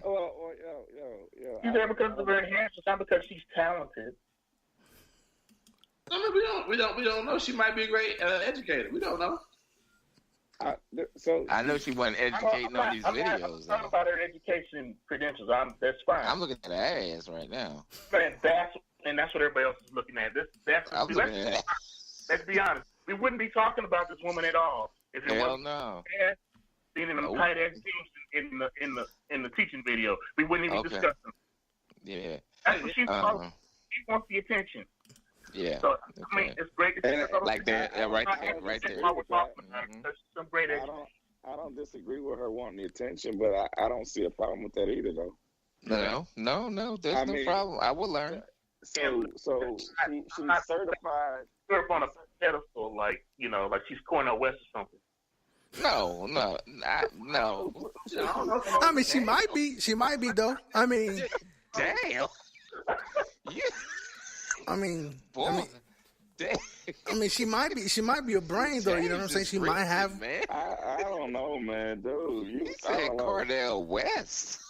No, so Did he fall out? Oh, Joe, James, yo. Somebody call 911, man. Yo, hold up. James, you all right? That's why you on the podcast, nigga. Get yourself pneumonia, nigga. Good. Good, nigga. You deserve it. I mean, James is right though. I mean, he's not wrong in what he's saying. That the only reason why we're talking about her is because of her butt, and how her looks. But hold on, pause. Okay. Leonardo DiCaprio talks about global warming. He's white. Mm-hmm. He's an actor, and the only reason we listen to him is because he got a break because somebody thought he was handsome or whatever. Okay. Same thing goes for George Clooney. He got his causes. You know what I'm saying? Yeah. I'm saying to you, she is using the talent she has to bring attention to herself in any way she has. Doesn't mean she's not qualified to be an educator. She's teaching. No. She's teaching at a junior college, which in order to teach at junior college, you need to have a master's degree. You have to master's degree, right? So right. she has a master's degree. She now I don't know what she's gonna do, but like I said, she claims she's gonna go off and pursue a doctorate. I mean, I don't know. I'm gonna go ahead and give her the benefit of the doubt and say, hey, she's aspiring to be credentialed and a capable educator, and I don't necessarily see a problem with you having pursued one career. Because I mean, even if you were in videos, that's not gonna last forever. That was for the moment. Yeah, I mean, she has the assets. She has the assets to do it. I mean, no pun intended, but I mean, it's no different than us trying to be podcasters. Well, we're also professionals in other fields, so we're just pretending when you're trying to get this podcasting thing to hopefully one day make money and make it rich. And I don't know if that's gonna happen. But the part that I found interesting. What'd you find interesting, Joe? The part that I found interesting was that she was getting shamed for what she was wearing. Similar to what Teacher Bay had going on. You know what I'm saying? So, like at the school or on her social media? On social media. This isn't the first documented case that happened. There was like a elementary school teacher. Well, I think Teacher Bay is what the moniker was for. Yeah. And I put a few things that was up. I was gonna look her name back up, but the I know what you're talking about. Yeah, there we go. I got her name. I forget her name. I think that the picture where she wore that pink dress is the one with motherfuckers. The hate started coming. Yeah. So I mean, that one. Oh, yeah, I mean, sorry about that. Okay, okay. What's her name? This nigga Anthony getting all the spank information stored. I think her name is Patrice Brown. Yeah. Okay. Yeah. So she was. This is about last year, I guess. Yeah. And so she became famous for several of the pictures she took. She is an elementary school teacher. Yep. And she was wearing some tight dresses. And the thing about it is, maybe the dresses are tight, but I think it's body shaming. You're looking at, there's a double standard held. I mean, I think. This is what you guys were talking about with somebody got into her. I mean, yeah. Right. No. Frank said, "Wow." You're not a comedian, nigga. Let Joe finish. Goddamn. You got a stick figure woman wear the same level of tightness, and it's not a problem for a dress. You know what I'm saying? You ain't gotta say women. You talk about because they're putting the guy that got this tight ass shirt on. Not him. No, not that nigga. This other the big nigga would look like he teaching class in jail. Yeah. That one. Yeah. I don't know about that situation, but whoa, time out, dog. Time out. No, but I'm just clicking on the video. They got related images. Be careful. I was pointing out the double standard that, like, what Joe was saying as far as body shame, I was introducing the fact that there are men out there who are teachers who wear tight ass shirt, tight ass clothes, and it's like, no one says nothing about that, but whatever. No, but a fully figured woman of African descent. Is the same thing. Let's be real. There you go. There you go, James. Right there. Right there. Look. So you mean tell me there aren't? So it's the same. It's kind of the same thing though, because there are still girls in this class they're around. So the thing is, you're worried about this woman gonna sexualize your little boy, make him horny. It's the same thing you said about a nigga wearing this tight ass shirt with these muscles out. It's gonna sexualize your little girl, make her horny. That's gonna be your baseline point. All right. Yeah, I think there's a parallel there. But so the argument that what's her name, Narissa? Yeah. I mean, I think there's definitely a difference between two situations in that one's an elementary school teacher, one's teaching college people.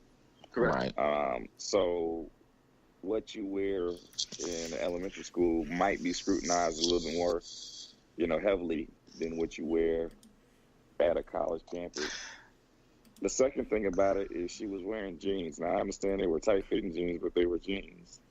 They were. I think they're called Jenkins, or whatever they're called. All right, there was a spandex joint. Yeah. Yeah, I know. I don't know. I didn't look that closely, bro. Dude, James was Magna P.I. on this shit, man. What you doing? No, he got all the facts. He had all the facts. He got the stiff rags and the lotion to prove his brows, nigga.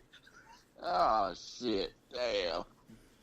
So I mean, honestly, I'm not really into enhanced.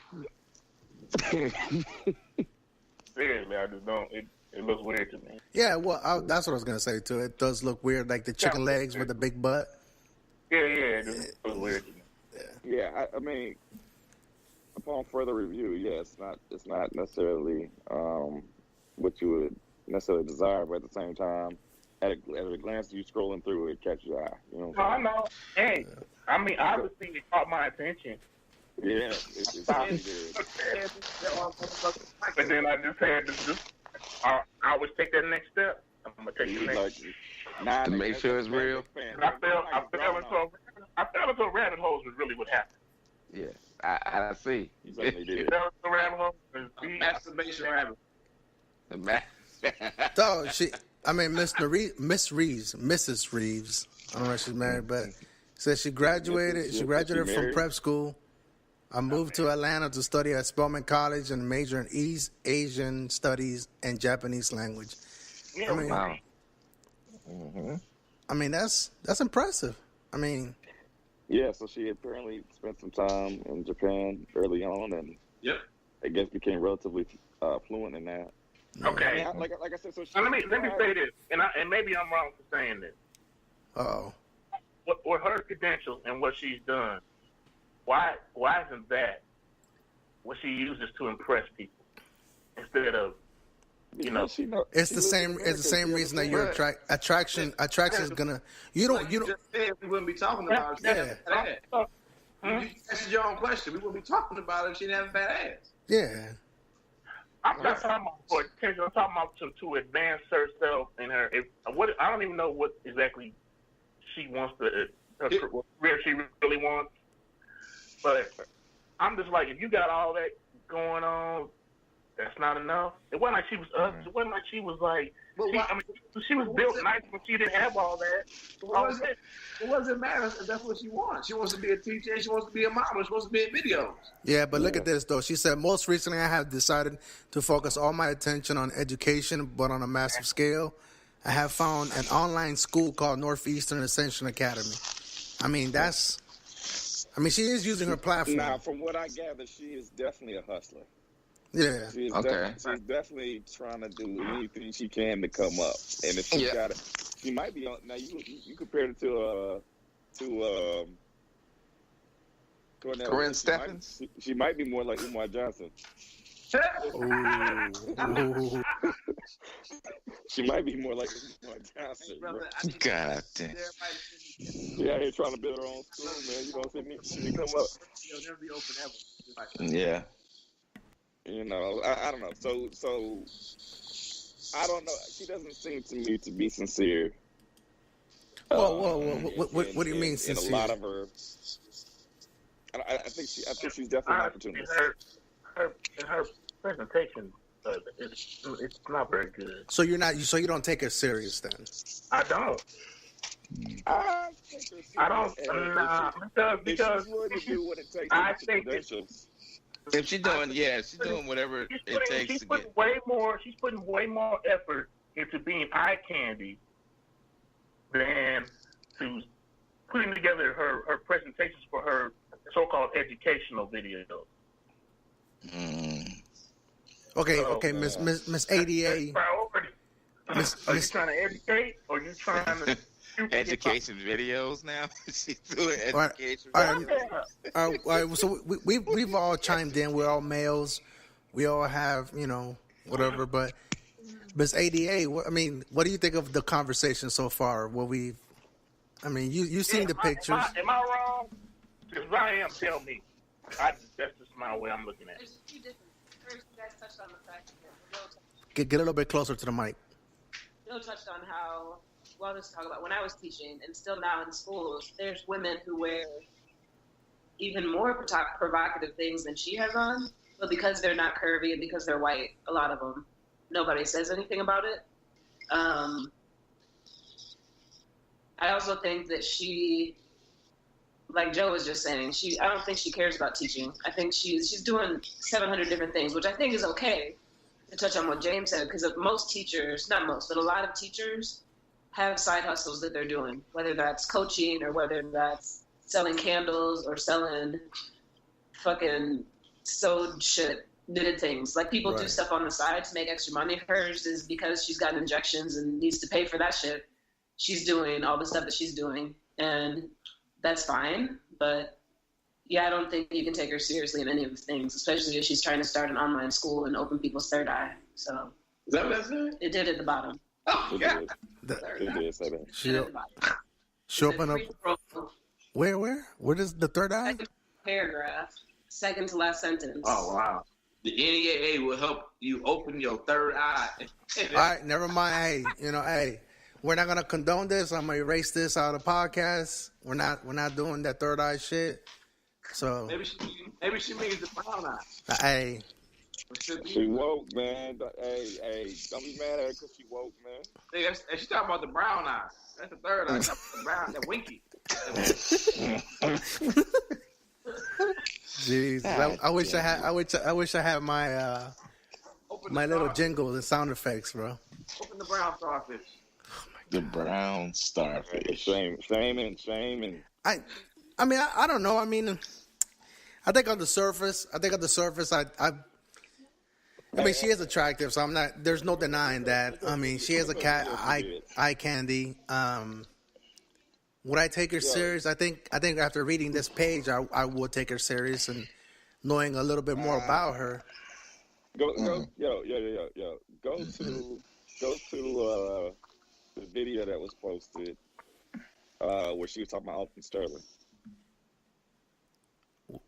On our chat group. Yeah, it was in there, but you had it pulled up for a second. Oh, you're talking about. Yeah, so she does a poem where she talks about Alton Sterling, but what she does to get you to listen to the poem is dress a certain way. Oh, let me go to her Facebook. Did you guys put it on the Facebook chat group? Yeah, it's on the messenger. All right. So yeah, she's talking about Alton Sterling had apparently just been killed. And so when you talk about third eye, she considers herself to be woke, you know what I'm saying? So she makes up this little poem and she goes back and she discusses, history. And so when you're talking about putting as much effort into the modeling thing as she is into the education thing, I think she definitely puts some effort into this video. Now she knows what she's doing. She's basically dangling. I think that's it. To get you to watch the video. That's what it says she's moving back to get she might have it on here. Ain't nobody wearing no brand new Timbs and move shit. Do they have videos on there? Like, I don't. Where are the videos at? I'm not good at Facebook. I'm sorry, guys. This be in the chat group, wasn't it? Yeah, but It's in the this chat is, group. man, Yeah, there's it's so in the much chat shit group. in the chat group, dog. Sure. Oh, this one. My bad. No, that ain't it. That ain't it? That ain't it. No. Okay. Dude, go to the chat group, man. You're making this very hard. You're making it more difficult than it needs to be. Dog. What things? My bad. My bad, listeners. Bear with us.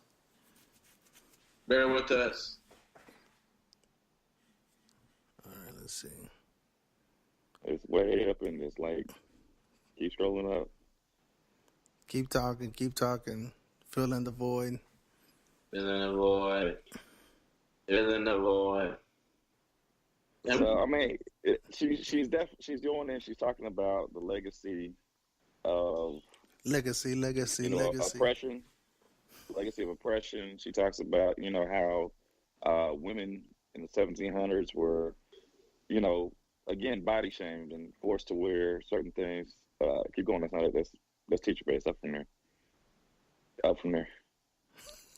And so, Civil laws. I don't know. keep going. Was it that one? That's her response to that. Keep going up. My nigga RG3 was the fuck. That nigga hairline, dog.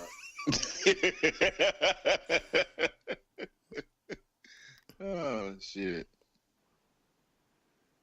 So there's a lot of shit in our chat group. Yeah. It's up. It's going up. You know you got a bookmark, James. Come on. I had a motherfucking orgasm talking about these. Well, it has to be at the Sandra. It didn't. No, it doesn't have to be. We talked about it. It's up. It's before that? It's before Sandra Bland. I be at work, picking my phone up. It's like, what are messages? Like, God damn it. Mm-hmm. Damn. Yeah, niggas talk too damn much. That's a problem. Hey, that's why nigga Joe muted us for the last hour. I'm tired of talking to these niggas. Talking to these niggas all day. It's goddamn message. I think we're gonna go back to just once a month or once every 6 months to doing a podcast, because once a week we just get tired of each other. That's up for me. Keep going. But anyway. It was like the second thing we did, because I think. Bro, this is just Wednesday. Look at this. Whenever we first introduced the topic, that's right the day it came out. That's usually what happens, motherfuckers. Mm-hmm. Oh no, that's something else. That's that blackfishing. Keep going up. Right there. There it is. Yeah, that's it. We found it. Now I could add it to the show title. What you were saying, James? No, just here. I'll let you just listen. You make your own. What? Okay. This is Miss Narisa Reeves. Actually, starting to sound like on. I mean, these booty shorts to get your attention, because I know your eyes won't readily scroll past this because you're trained for convention. But let's talk about the legal lynching, the one that happened yesterday when Alton Sterling left home intended to merely make a fucking way. So it's showing the Alton Sterling violence where he was shot by 2 police officers. Don't you dare say that to me, because he's a cosmosis of everything to be. Yeah, you heard me right when I say Alton Sterling is you, and I don't give a damn if you're black, white, or blue.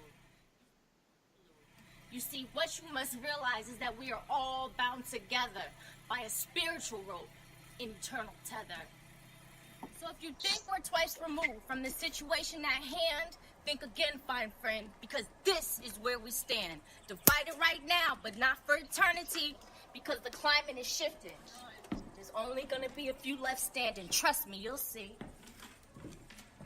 Our history books just don't tell us the truth. Yeah, I like them booty because shorts, if they did, you'd know more than the name Baby Ruth. this nigga though. I intend to use these few minutes wisely to discuss our nation's past, which you're not going to take kindly. I'll start my story in 1786. I mean, do I keep playing it or? I think we Yeah, got go ahead. No. This is the beat part right here. Oh, okay. This My is where she bad. started to get deep. My bad. I mean, Yeah, go ahead. When black women had to wear tea-on head wraps because our beauty and our style was so intimidating to white women that they had to put it into that crap. But what did we do? Because we're just so classy and crafty, we embraced this silly law and wore our tea-ons happily. This is a simple story to give you a framework of truth, because my skin, my hair, my body has always intimidated you. And you can't tell me I'm lying because the historical waters are murky. Did you know that a black slave woman was required to have 5 children before she was even 20? You know, still perky? Now let's shift gears and discuss buck breaking. What? First time hearing about this? Hopefully it's not a riot in the making. Buck breaking was a practice deeply rooted in homosexuality. Come on, you never knew slaves faced such a cruel reality? It would start on a bright and sunny day similar to this. And the master would take the slave and hang him by his wrists. He would then rape the male slave right in front of the slave's sons. And the master made sure that he left with no dignity. I mean, none. We need to have a greater understanding of who we are. Because at this rate, we ain't getting too far. I want you to acknowledge and be understanding of your warrior history. Did you even know that blacks fought in every single war here on this soil? Nah, that's just another mystery. But listen, that's the end of this lesson for now. But I challenge you to make a difference. And I'm gonna tell you how. Use your social media platforms as places to educate. Don't turn up all the time and stop fucking posting fights with your mates. Create positive mantras and repeat them every day. And teach your children to be upstanding in every single way. Don't believe everything you see on the news. That stuff is disgusting and will surely give you the blues. American media is controlled by a small group of people. They want to saturate you with information that keeps you feeble. Yeah, that's it. So. I mean, that was cool. Yeah, what's up? I mean, I'm not saying she's Cornel West, but I'm saying I'm not saying that. No. I'm saying that. Definitely not. Definitely not. God damn it. I mean, Cornel that was patronizing. Yeah, that was definitely. Yeah, That was patronizing. But what I'm saying, I feel like she's at the level of a junior college professor. Yeah, definitely. Yeah. So, Yeah. I mean, Definitely that. if she's not a poetry teacher, But, thank goodness. Oh my God. oh, thank God. I mean, she got a message. I mean, she has a message. yeah. Yeah, so, Listening now. I mean, so? that's good. She's distracted from her own cause. And I didn't say she was effective at what she was doing. I definitely said that she's out here trying to make a name for herself any way possible. Hey, I ain't gonna lie. But I'm just saying. She caught my attention with the booty shorts. That's all. She caught my attention that was with the the plan. booty But that was the plan, though. I ain't gonna lie though. I thought she was about to take a real hard left, but she was like, instead of, hey, I thought she was like, don't teach your kids not to be gay. I was like, oh, we were talking about that. I was like, with what? When she was talking about the buck breaking? yeah, I was like, I don't know how this is gonna go. She handled it well. Yes, she did. Yeah, I give her poetry a 3. But, I mean, 10. You know, like at Why that high? Wow. well, no, I don't think that's what you say. No. Hold on. Hey, hold on. Let Joe speak. Let Joe speak, man. Go ahead, Joe. So here's what I'm saying. To you, man. She trying to get what she can with what she got, and as long as she goes and gets the credentials, it's cool. There's a professor. I don't know if he's still there, but a professor at UMKC who used to be a player for the Chiefs.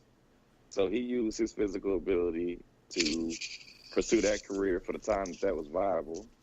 But then he planned for what was afterward and used his brain to become, you know, a qualified and you know, forward-thinking person in the community.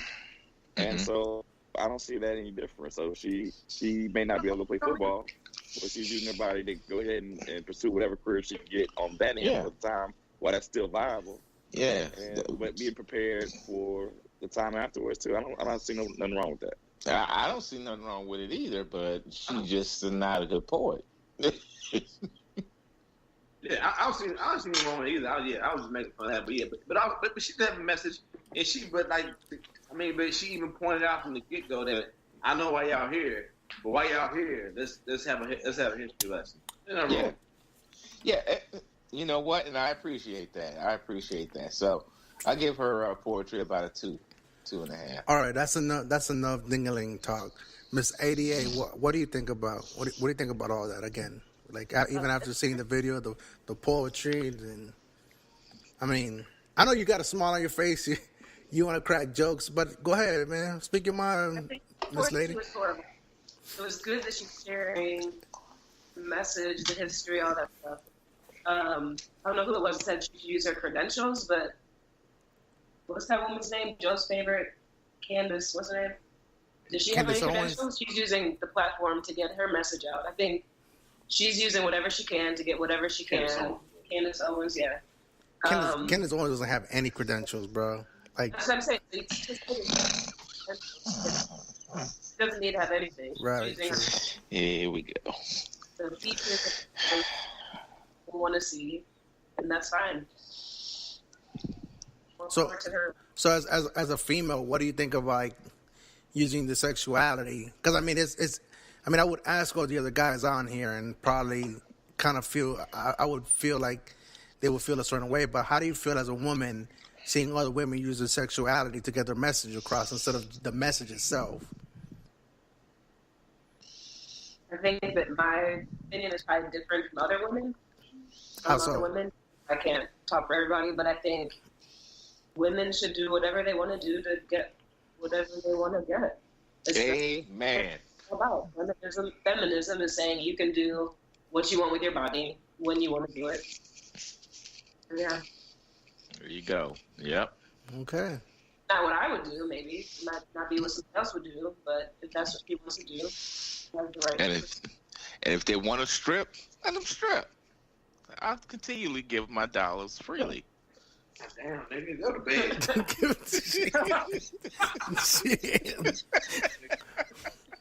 I mean, all right. I mean, we talked about.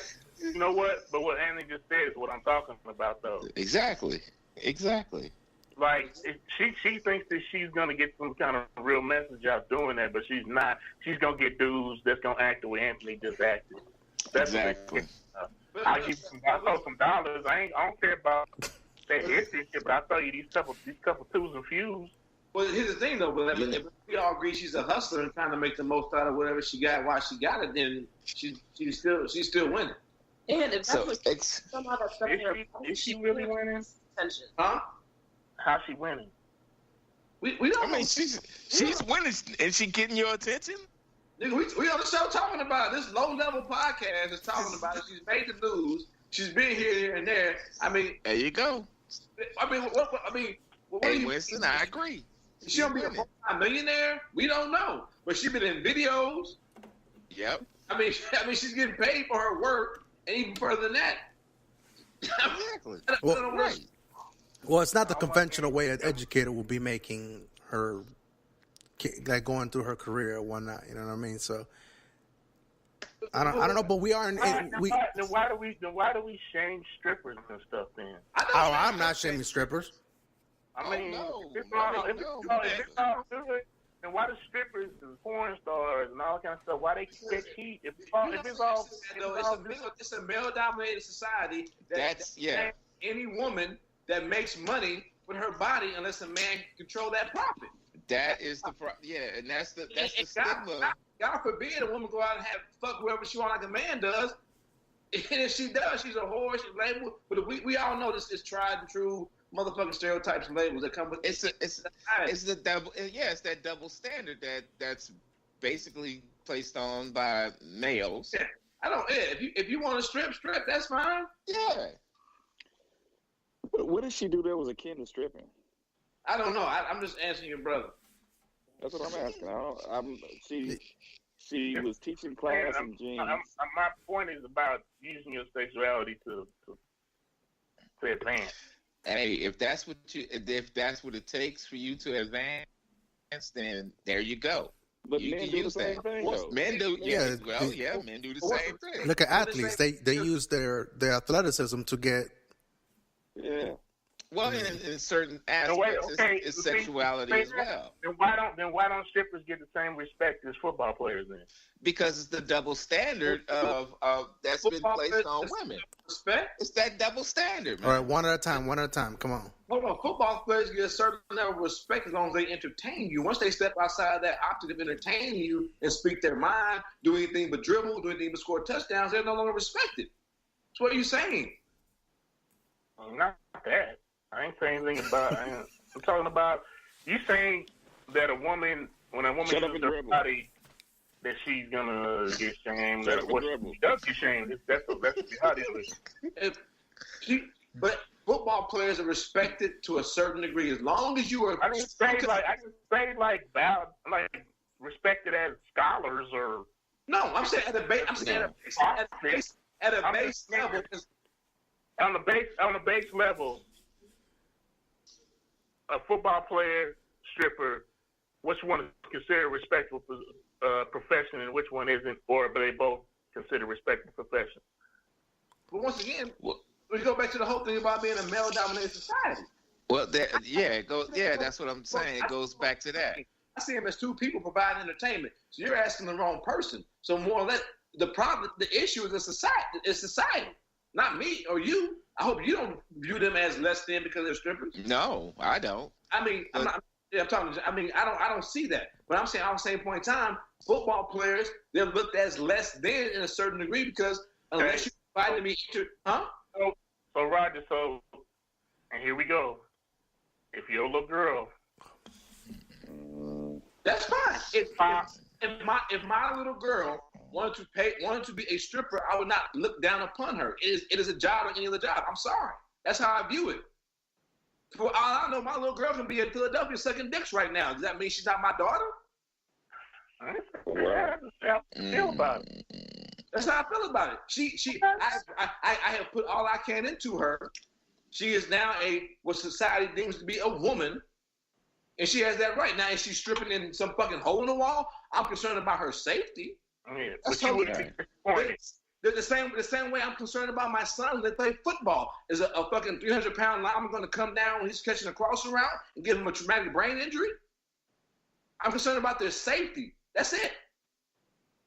You wouldn't be disappointed that you put all that effort into raising her a certain way or taking her because you strippers a certain way doesn't mean I do. You have a job. You're doing the job where you're paying the bills or you're able to take care of yourself. That's what matters to me.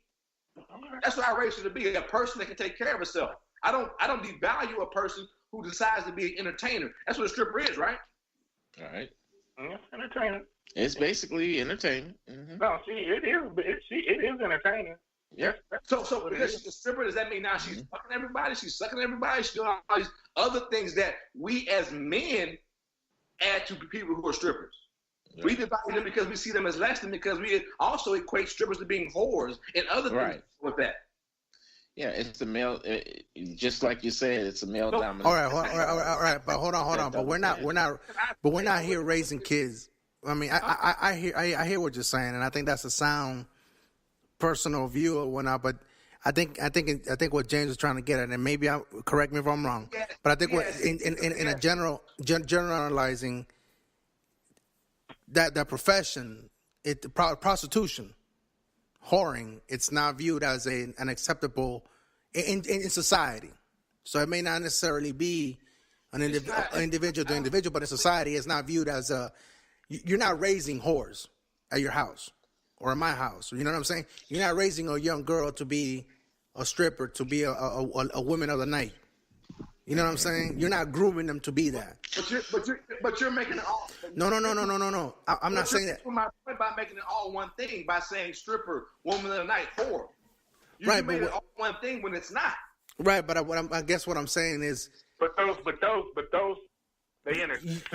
You could raise a kid. That's my point, though. Don't intersect. But you could raise a kid to be an athlete. No, what is being conveyed out here, Winston, is that all three of those things have a common thread, and it's all about the sex industry, which is a male dominated, I guess, genre, so to speak. Well, no, because even male strippers get even male strippers get the scrutiny too. So, I mean, it's not just a male. Yeah, they do, but I'm saying you could raise. I've seen most people say with male strippers that they're gay. Right, but they still get screwed. They're dancing, swinging their dicks if they're gay. So I guess if my male son who becomes a stripper, we don't even talk about that. We automatically assume it got to be my daughter. Right, but I'm saying that even for your athlete, like you could raise a football player, you could raise and groom an athlete, but you're not raising and grooming a stripper. I don't raise and groom athletes. My children chose to play sports. Not one. I'm not saying you, Roger Winston. You're the anomaly. So you're the outlier. You're the new person. You're the new one. But I'm saying in general, if you talk to anybody, probably 7 out of 10 people say, "Hey, I can raise an athlete, but I don't raise a stripper. I'm not grooming a stripper." That's fine. I think that's what James is trying to get at. I will hope you raise adults that make their own decisions and you're comfortable with it. That's all I can say. Right, but you're not raising them to strip. You don't have a stripper pole, and then at age 3, and you're not parading them around. And I would, if your kids come to you and say, "Hey, I think they're young and say, I think I know what I want to do. I want to be a stripper. Help me out. What do I need to do?" Yeah. Okay. I want to be a dancer. Can I bring it back? Yeah. Was there a pole in the middle of the classroom? I don't know how we got here, but yeah, because we were talking about once again, being the sexuality and women who sexualize themselves automatically. Well, and if there was a poll, that'll be a very interesting class. Look, I'm here on the record. That'd be a whole different class. Right. I'm here on the record. Class, I don't think it was hers though. I'm here on the record, Winston. I hear you. I think I'm right there with you. Whatever my kids decide to do is what is it. And I guess it's working for. I do. Okay. Because I'm, me, Winston. I've already said it too. Like if my kids. Hey James, I agree with you. If my kid grows up to be gay, and he brings a male partner, I'm not gonna judge him. He's gonna be my kid. He's gonna be Logan till I die, and even after that. You know what I'm saying? So I'm not gonna judge him or her or my future kids on that. So I hear you, but I think me and you are on that progressive side. You know what I mean? Like the reality is not everybody is on that has made that jump yet. You know what I mean? So I think that's what James is trying to say too. Is like I don't think right now.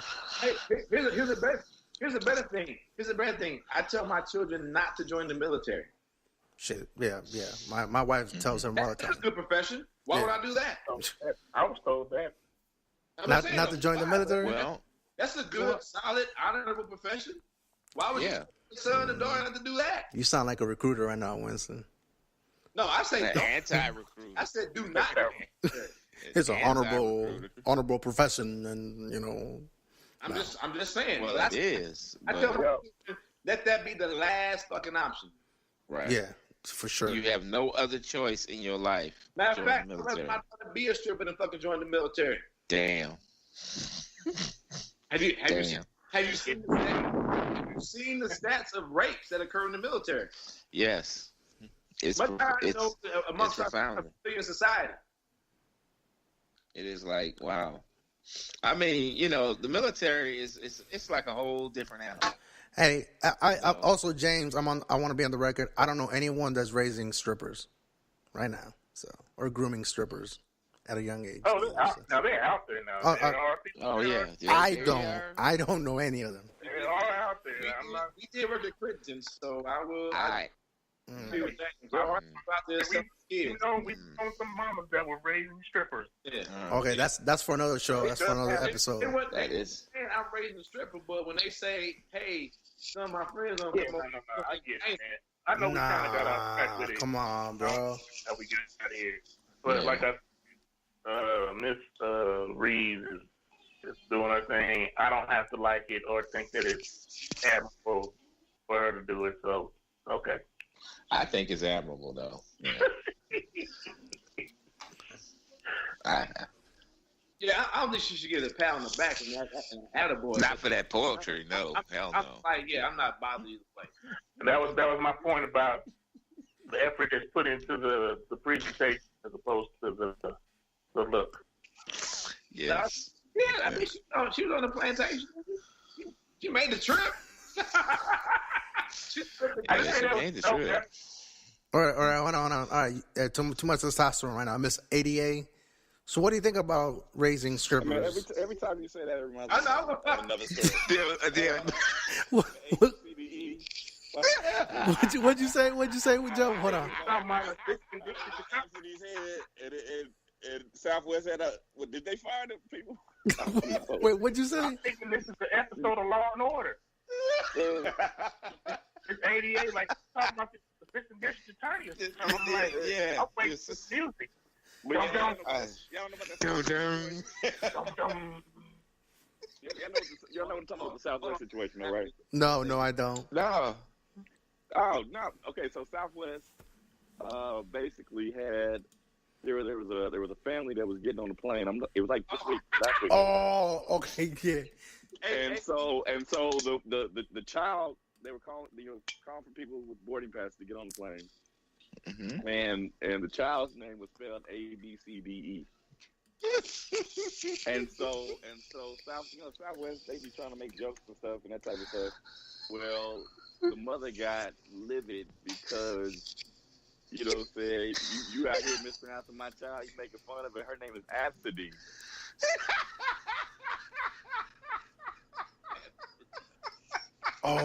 like Aspen? ESPN, Aspen? ABCDE. And she pronounced it ABCDE. Oh, my God. Kind of like Rack City. Rack City, Rack.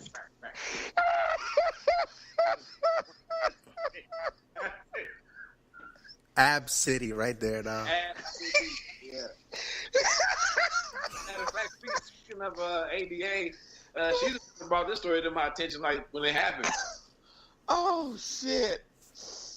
I'm done. So every time you spell her name, that's where my head goes right there. So, nigga, I mean, her parents come to parent-teacher conference. I'm looking at them and shaming them niggas.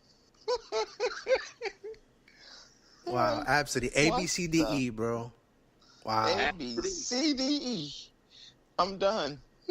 I mean, this might be guess the race, though. I mean, you said guess the race. Shout out Black Island Tips. Shout out Rod Karen. Yeah, because now every time I see this, what is this app? It's like porn. It's like a big penis doing crunch. It does. It's a seal. It's a seal, dog. Goddamn sicko. Oh, shit. Not A.A. Ron. Yeah, not A.A. Ron, dog. Go right on Shaq Hennessy. All right. Hey, y'all ever see that? Y'all gotta watch that slap ass skit though. That's it though. Oh, the slap ass, yeah. Slap ass. All right. So that's it, man. Oh yeah, Miss A.D.A. So what do you think about raising strippers? Or 4 males talking about raising strippers? I like how it's a loaded question, nigga. I know. I mean, what? I mean, do people raise anything? I mean, I guess some people are like, you're going to be a doctor, so I'm going to have you do all this stuff. But your kids just become what they want to become. So it's what it is. I don't agree with it. Well, who's that? Yeah. Okay. I was like, that's what I agree with Winston on that. You just can't have like certain traits, so you can't really say what they're gonna do. All right. So we have she agrees with Winston. Roger, the KC Stork. Hi. Okay, so no sports today.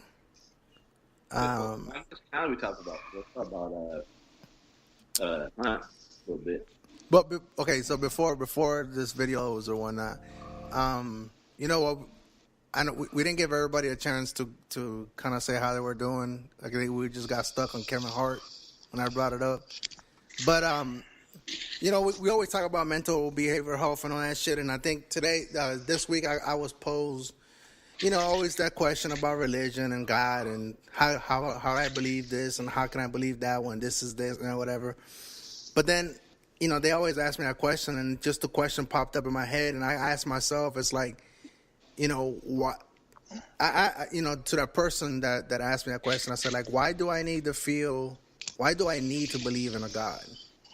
You know what I mean? Like, and I know, like, I don't expect anybody to answer that right now, but I really thought that question was really profound, and it's like, when I asked that person that kind of, you know, got what was taken aback, and they didn't know how to respond to that.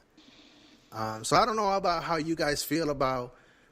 I know most of us are atheists or non-denomination or whatever, don't believe in all that stuff. But so I mean, I don't know. Do you guys ever get challenged, or not necessarily challenged, or asked like why you believe in certain things or why you don't believe in certain things? In this case, God.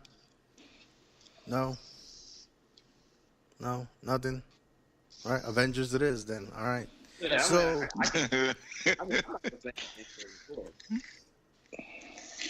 what's that? I said I'm not going to say anything because of course. Right. Well, he answers a loaded question automatically. I'm like, yeah, that's not for me. Okay. Yeah, I don't know. I just that question, you know, everybody asks is like, you know, why don't you believe in this? Why you don't believe in that? I was like, well, why do I need to believe in it? You know what I mean? Like so. But anyway, that's a little bit of a Socratic method anyway. Question with a question. Because of humans, yeah. We all want people to believe the same thing we believe for the most part. We don't believe everything is agreeable and all sorts of things like that. And if you don't believe or can't see or find joy in the same thing that I do, what's wrong with you? Yeah. Mm-hmm. And with that being said, I do believe the new Avengers trailers did drop today. So I know, James, you were waiting on it. You were talking about you were going to just wait on it. Here's the new trailer. I don't know if anybody has seen it. I saw it this morning. I was like, it's bullshit. That's what I said. But I was wrong. You know, it wasn't the first time I was wrong. What do you think it was? What do you think it was bullshit? Like, I mean, because it's like every week they said it was coming out the next week. Oh, okay, yeah. That's like the third time. That nigga sitting on the stoop like a fucking dead. Come this week, I promise. He's waiting for his daddy to come on. Oh, shit. I'm like, hey, man. I'm like, that dude's in. He ain't coming. It's like, to it, and I was like, who is my daddy? She said, take all that shit off, niggas. He ain't bought nothing. Take all this. There's my underwear, nigga. Wait. All right. So have you all had a chance to? First official trailer, so it's cool. So yeah. So have you guys had a chance to view it or? Yeah, I saw it this morning. I saw it 2 or 3 times already. Yeah. Mm-hmm. I saw it. Miss A.D.A. You see it? Huh? I've not seen it. Okay, good. Joe, you seen it? Yeah, I saw it. I mean, dang, okay. So 2.5 minutes, people. Just bear with us.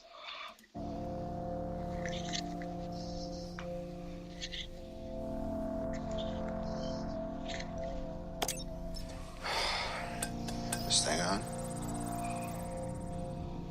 Hey, Miss Potts. If you find this recording, don't feel bad about this. Part of the journey is the end. Just for the record, being adrift in space with zero promise of rescue is more fun than it sounds. Food and water ran out 4 days ago. Oxygen will run out tomorrow morning. And I'm being it. I drift off, I will dream about you. It's always you.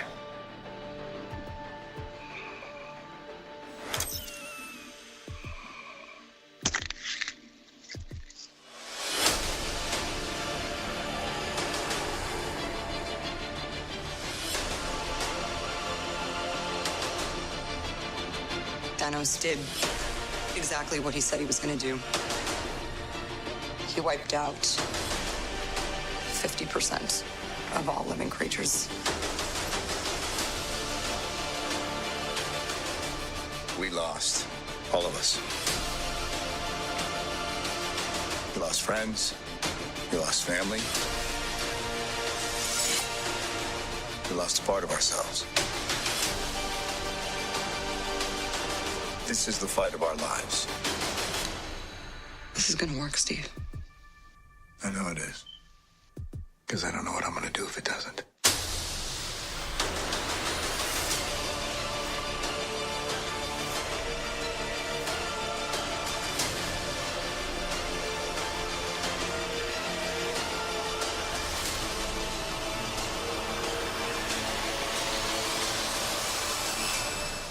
Hi, is anyone home? This is Scott Lang. We met a few years ago at the airport in Germany. I got really big. Is this an old message? Ant-Man, I know you know that. It's the front door. That's me. Can you buzz me in?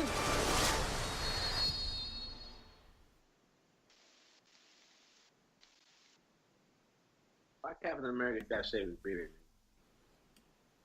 What? I like motherfucking. I'm about to go put in this work with the beard, Captain America, dog. I get it. He's back to, but that's, he's back to, he's Pinocchio, but he wasn't wearing his uniform. No. I know. I just saying I like him. Cap got to get back to being Cap, man. I know. I read the Cap. I get it. I'm just saying I like him better. I mean, you know what? I don't know if I said it in this form before.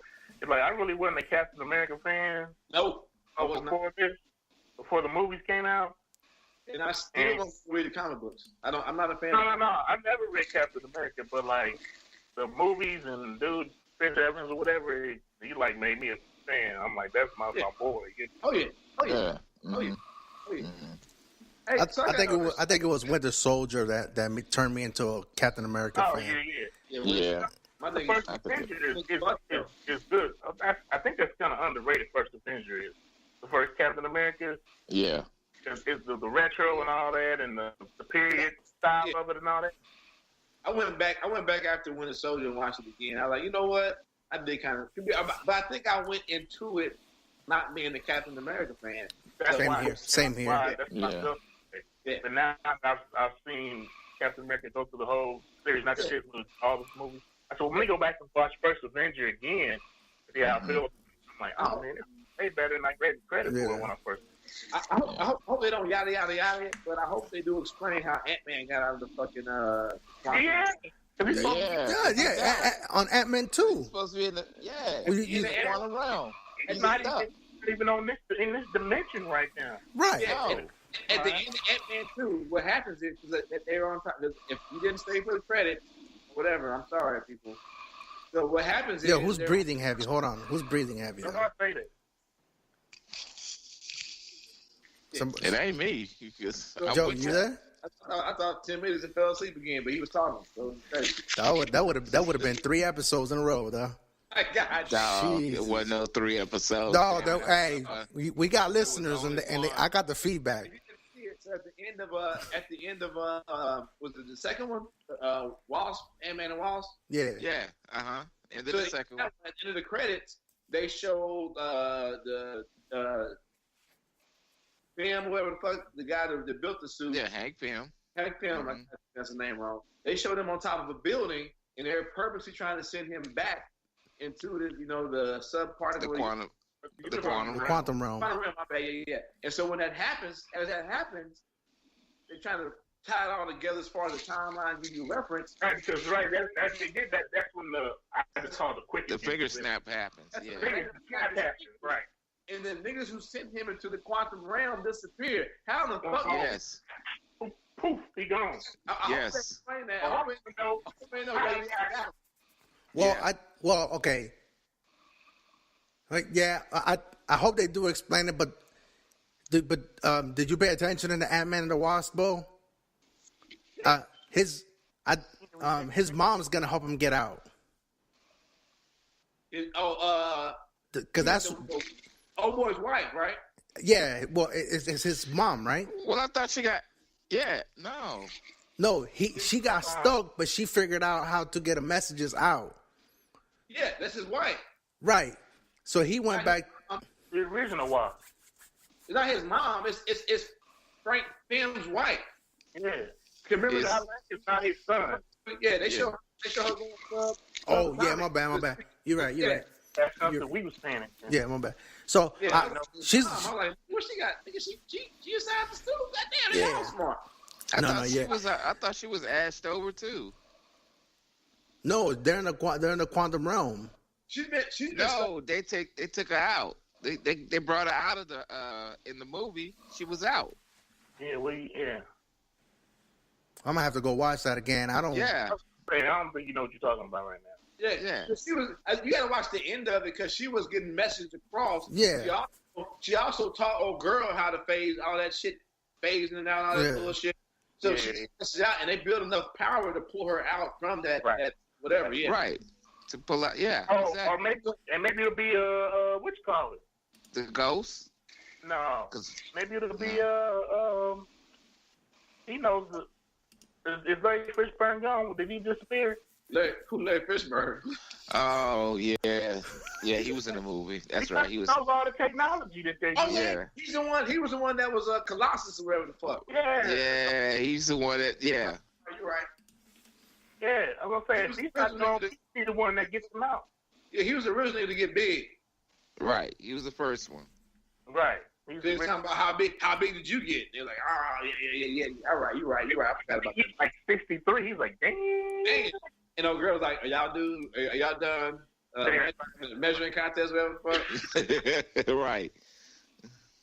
Well, you trying to watch it right now? Hey, man. A.D.A. is like, shut up.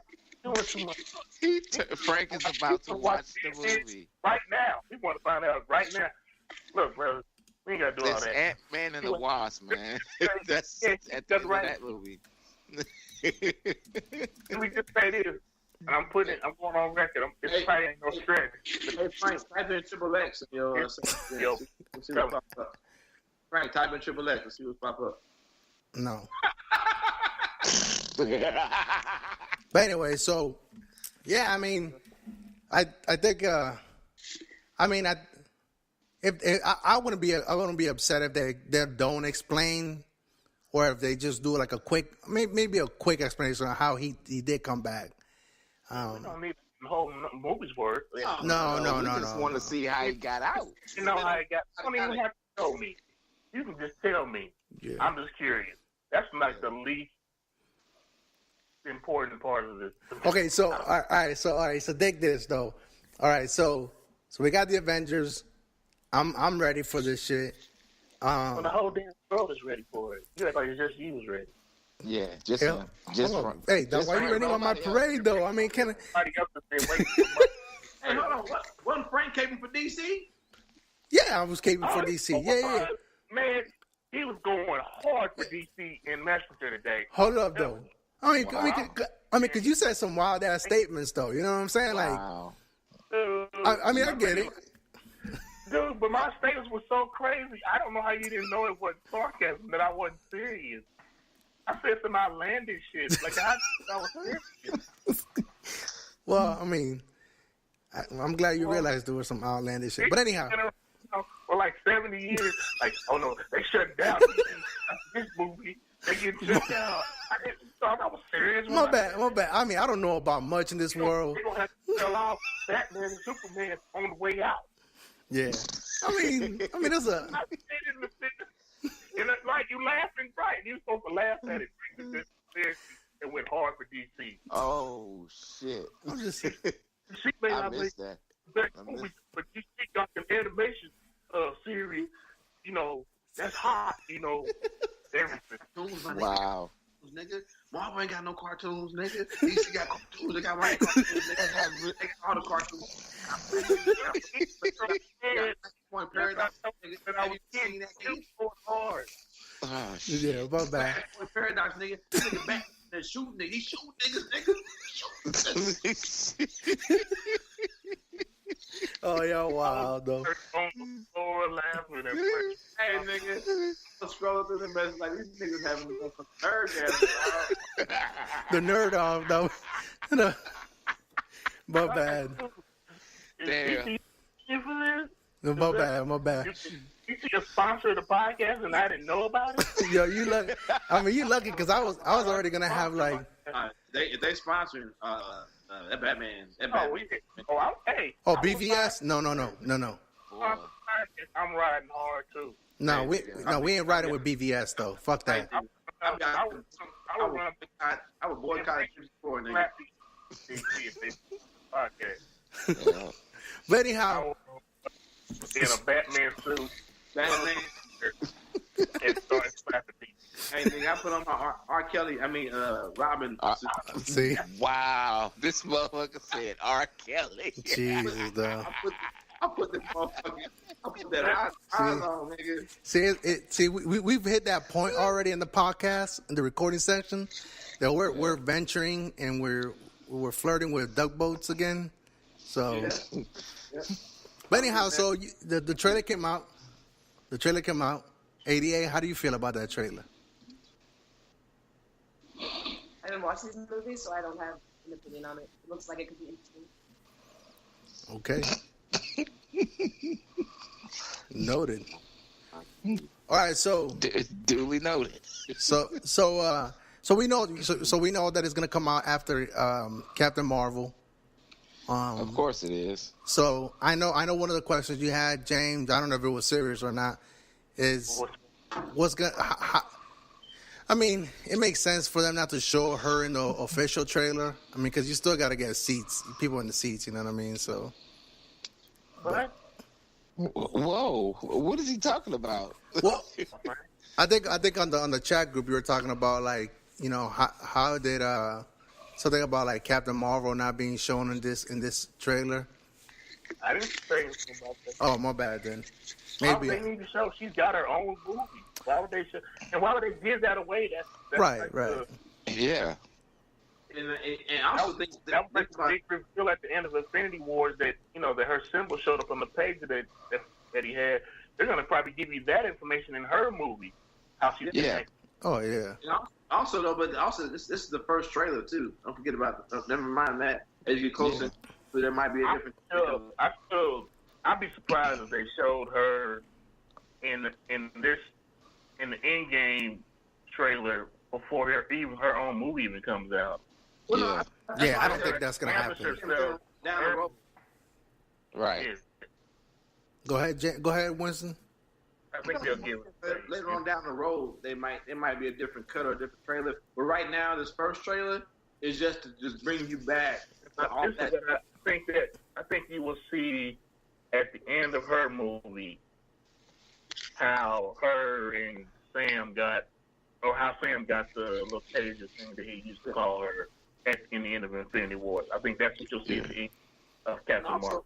But also, you look at the trailer, though. The trailer is it's tying you back to some of those emotions you felt at the end of the last Avengers. Is that me? I don't know. It was an echo. Oh, we're good now. We're good now? Okay, my bad. It might have been me. I'm saying, you think about how that Infinity Wars ended, niggas, a lot of people were sad. And this trailer goes back. Yeah. You don't want to have the hope in this trailer. You want to have like niggas like and they got a little comedy at the end of it. But for the most part, it was like this a very dark trailer, which goes back to how the last movie ended. Yeah, remember this shit happened.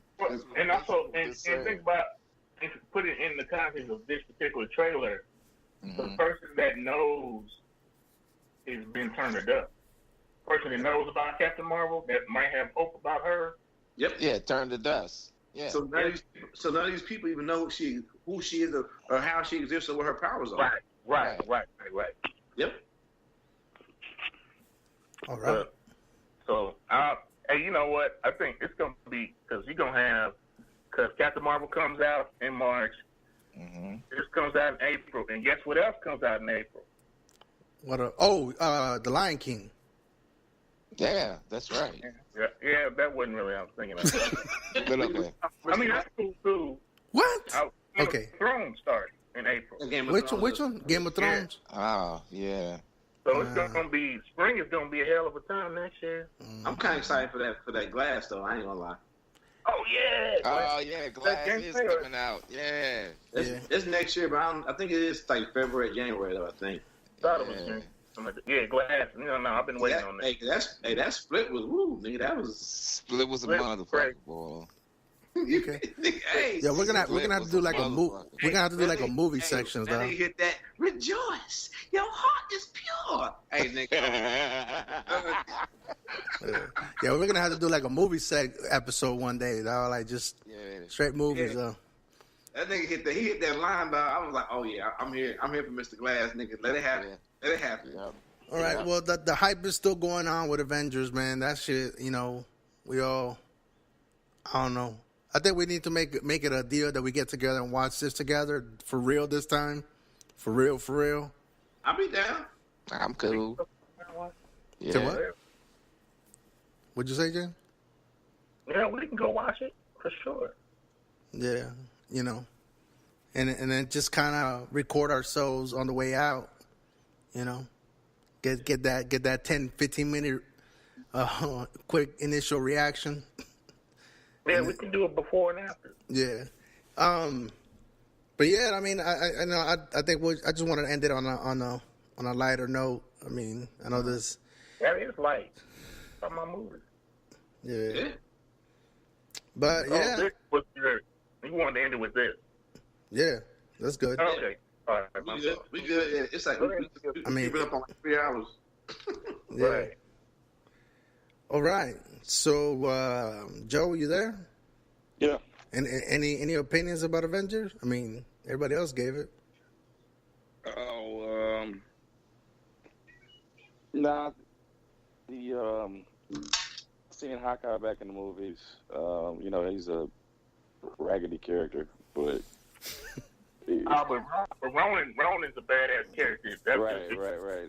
So I was implying that he came back and he had the uniform switched out. So I know, I'm not into the comics like some of y'all are, but I did read something where he had an alter ego that might show up. So it appears, based on what we saw in the trailer there, that he's going to, kind of switch modes into this other character. And I don't know if there's any other powers that are associated with this or just another persona. But that'd be interesting to see too. He's just real accurate. That's it. What I'm saying, I'm contrasting the Hawkeye persona. No, I hear to the Ronin. Is that what it's? Yeah, I heard you saying. Yeah. But Ronan is just more. It's just ruthless, kind of. Yeah. Yeah, he's still. Nobody complain about Black Widow ain't got no power. But I'm the same way, nigga. I be like, if y'all ever get a chance, there's a Black Avengers like spoof on YouTube. It's made by the It's pretty good now, and it pretty much makes fun of all the facts that these regular ass niggas fighting along with superheroes. It's pretty funny, actually. Did you mute yourself, Joe? There you go. Mm-hmm. No. I'll say the funny part is that I think it was Age of Ultron that Hawkeye acknowledges that. Yeah. Like, I'm just the dude with the bow and arrow. I don't even know why. It's that you clicked the wrong one. It'll be the Black Avengers. Bad. Right, we don't need to do a video for everything. It's not just for you, James. Damn. I want to bookmark it. That Black Avengers 3 though, when that nigga right there is tend to be Thanos. When he tell Hawkeye just to lay down, because you don't want lay down. You don't want me to hit you. He said, all you gotta do is lay down, and when your niggas wake up, you can ice.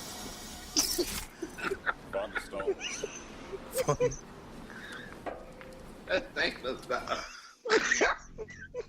It's like 20. It's like a half hour, man. We gonna watch the whole thing. We got time for this. So what exactly are you insinuating? Yeah. I'm saying it would have been a 2-on-2. Cat. Man. All right, I'll watch this later. Yeah. It's good. Right. There's such thing as stuff you do on the air and stuff you don't do on the air.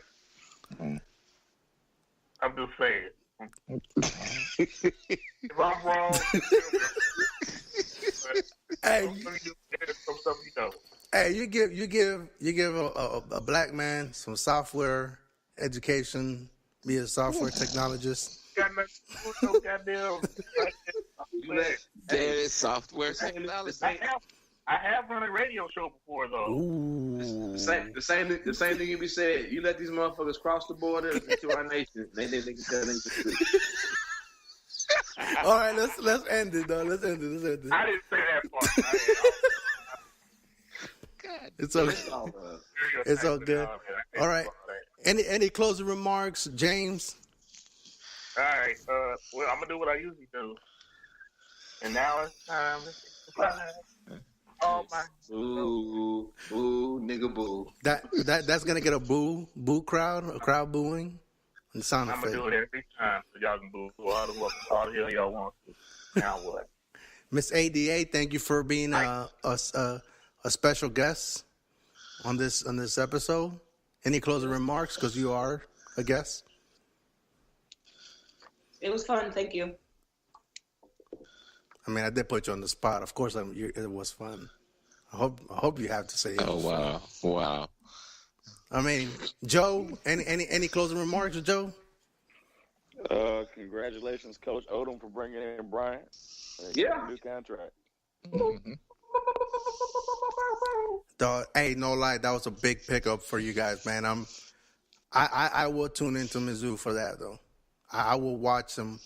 We don't want your fandom, nigga. Shut up, man. Losing ass Seminoles, nigga. Nah, I'm gonna be a Seminole. By the way, shout out to No Soccer. They won the national championship. We now know who wear the pants in that motherfucking house, nigga. See, you took it there. See. Anyhow, Anthony, any closing remarks? Thank y'all for another great podcast, and hope to be on some more. And then Frank, any closing remarks? Oh yeah. So I did want to point out we do have listeners and we do have feedback. I got that one feedback on one of the guys that they also do. They also have their own podcast. He did point out a couple of things, things that I didn't even think that people catch on or enjoy, and it's like that we still have that raw, environment and thoughts and emotion and words. Even though we are all mostly educated, but we still keep it. But we still keep it 100, still keep it G, and we still use we're relaxed and all that stuff. So, but there's a raw element that people seem to like about it. Even when we yell and we don't argue, and we don't always have to agree with stuff. Hopefully we could continue that. I mean, who is that? I mean, Joe, Anthony. I don't think it's what. What are you talking about? Put themselves into a cocoon, nigga. And that's another element that they like, that they laugh at the snorting and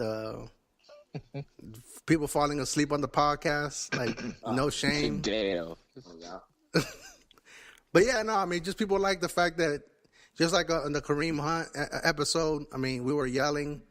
We don't really all agree. On the premise, we do agree, but little things here and there we tend to disagree. So, but yeah, we have listeners out there. So, and those that listen and stick with us, I appreciate that, and hopefully we can keep that raw element around for a long time. Uh-huh. And Winston, any closing remarks? Oh no, as always, man. Thank y'all for your time. I appreciate it.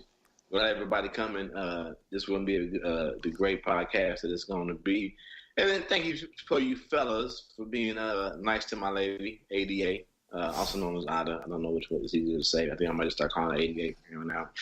But yeah, appreciate it all. Okay, just I say A.D.A because I don't know if it's A.D.A or A.D.A. I don't.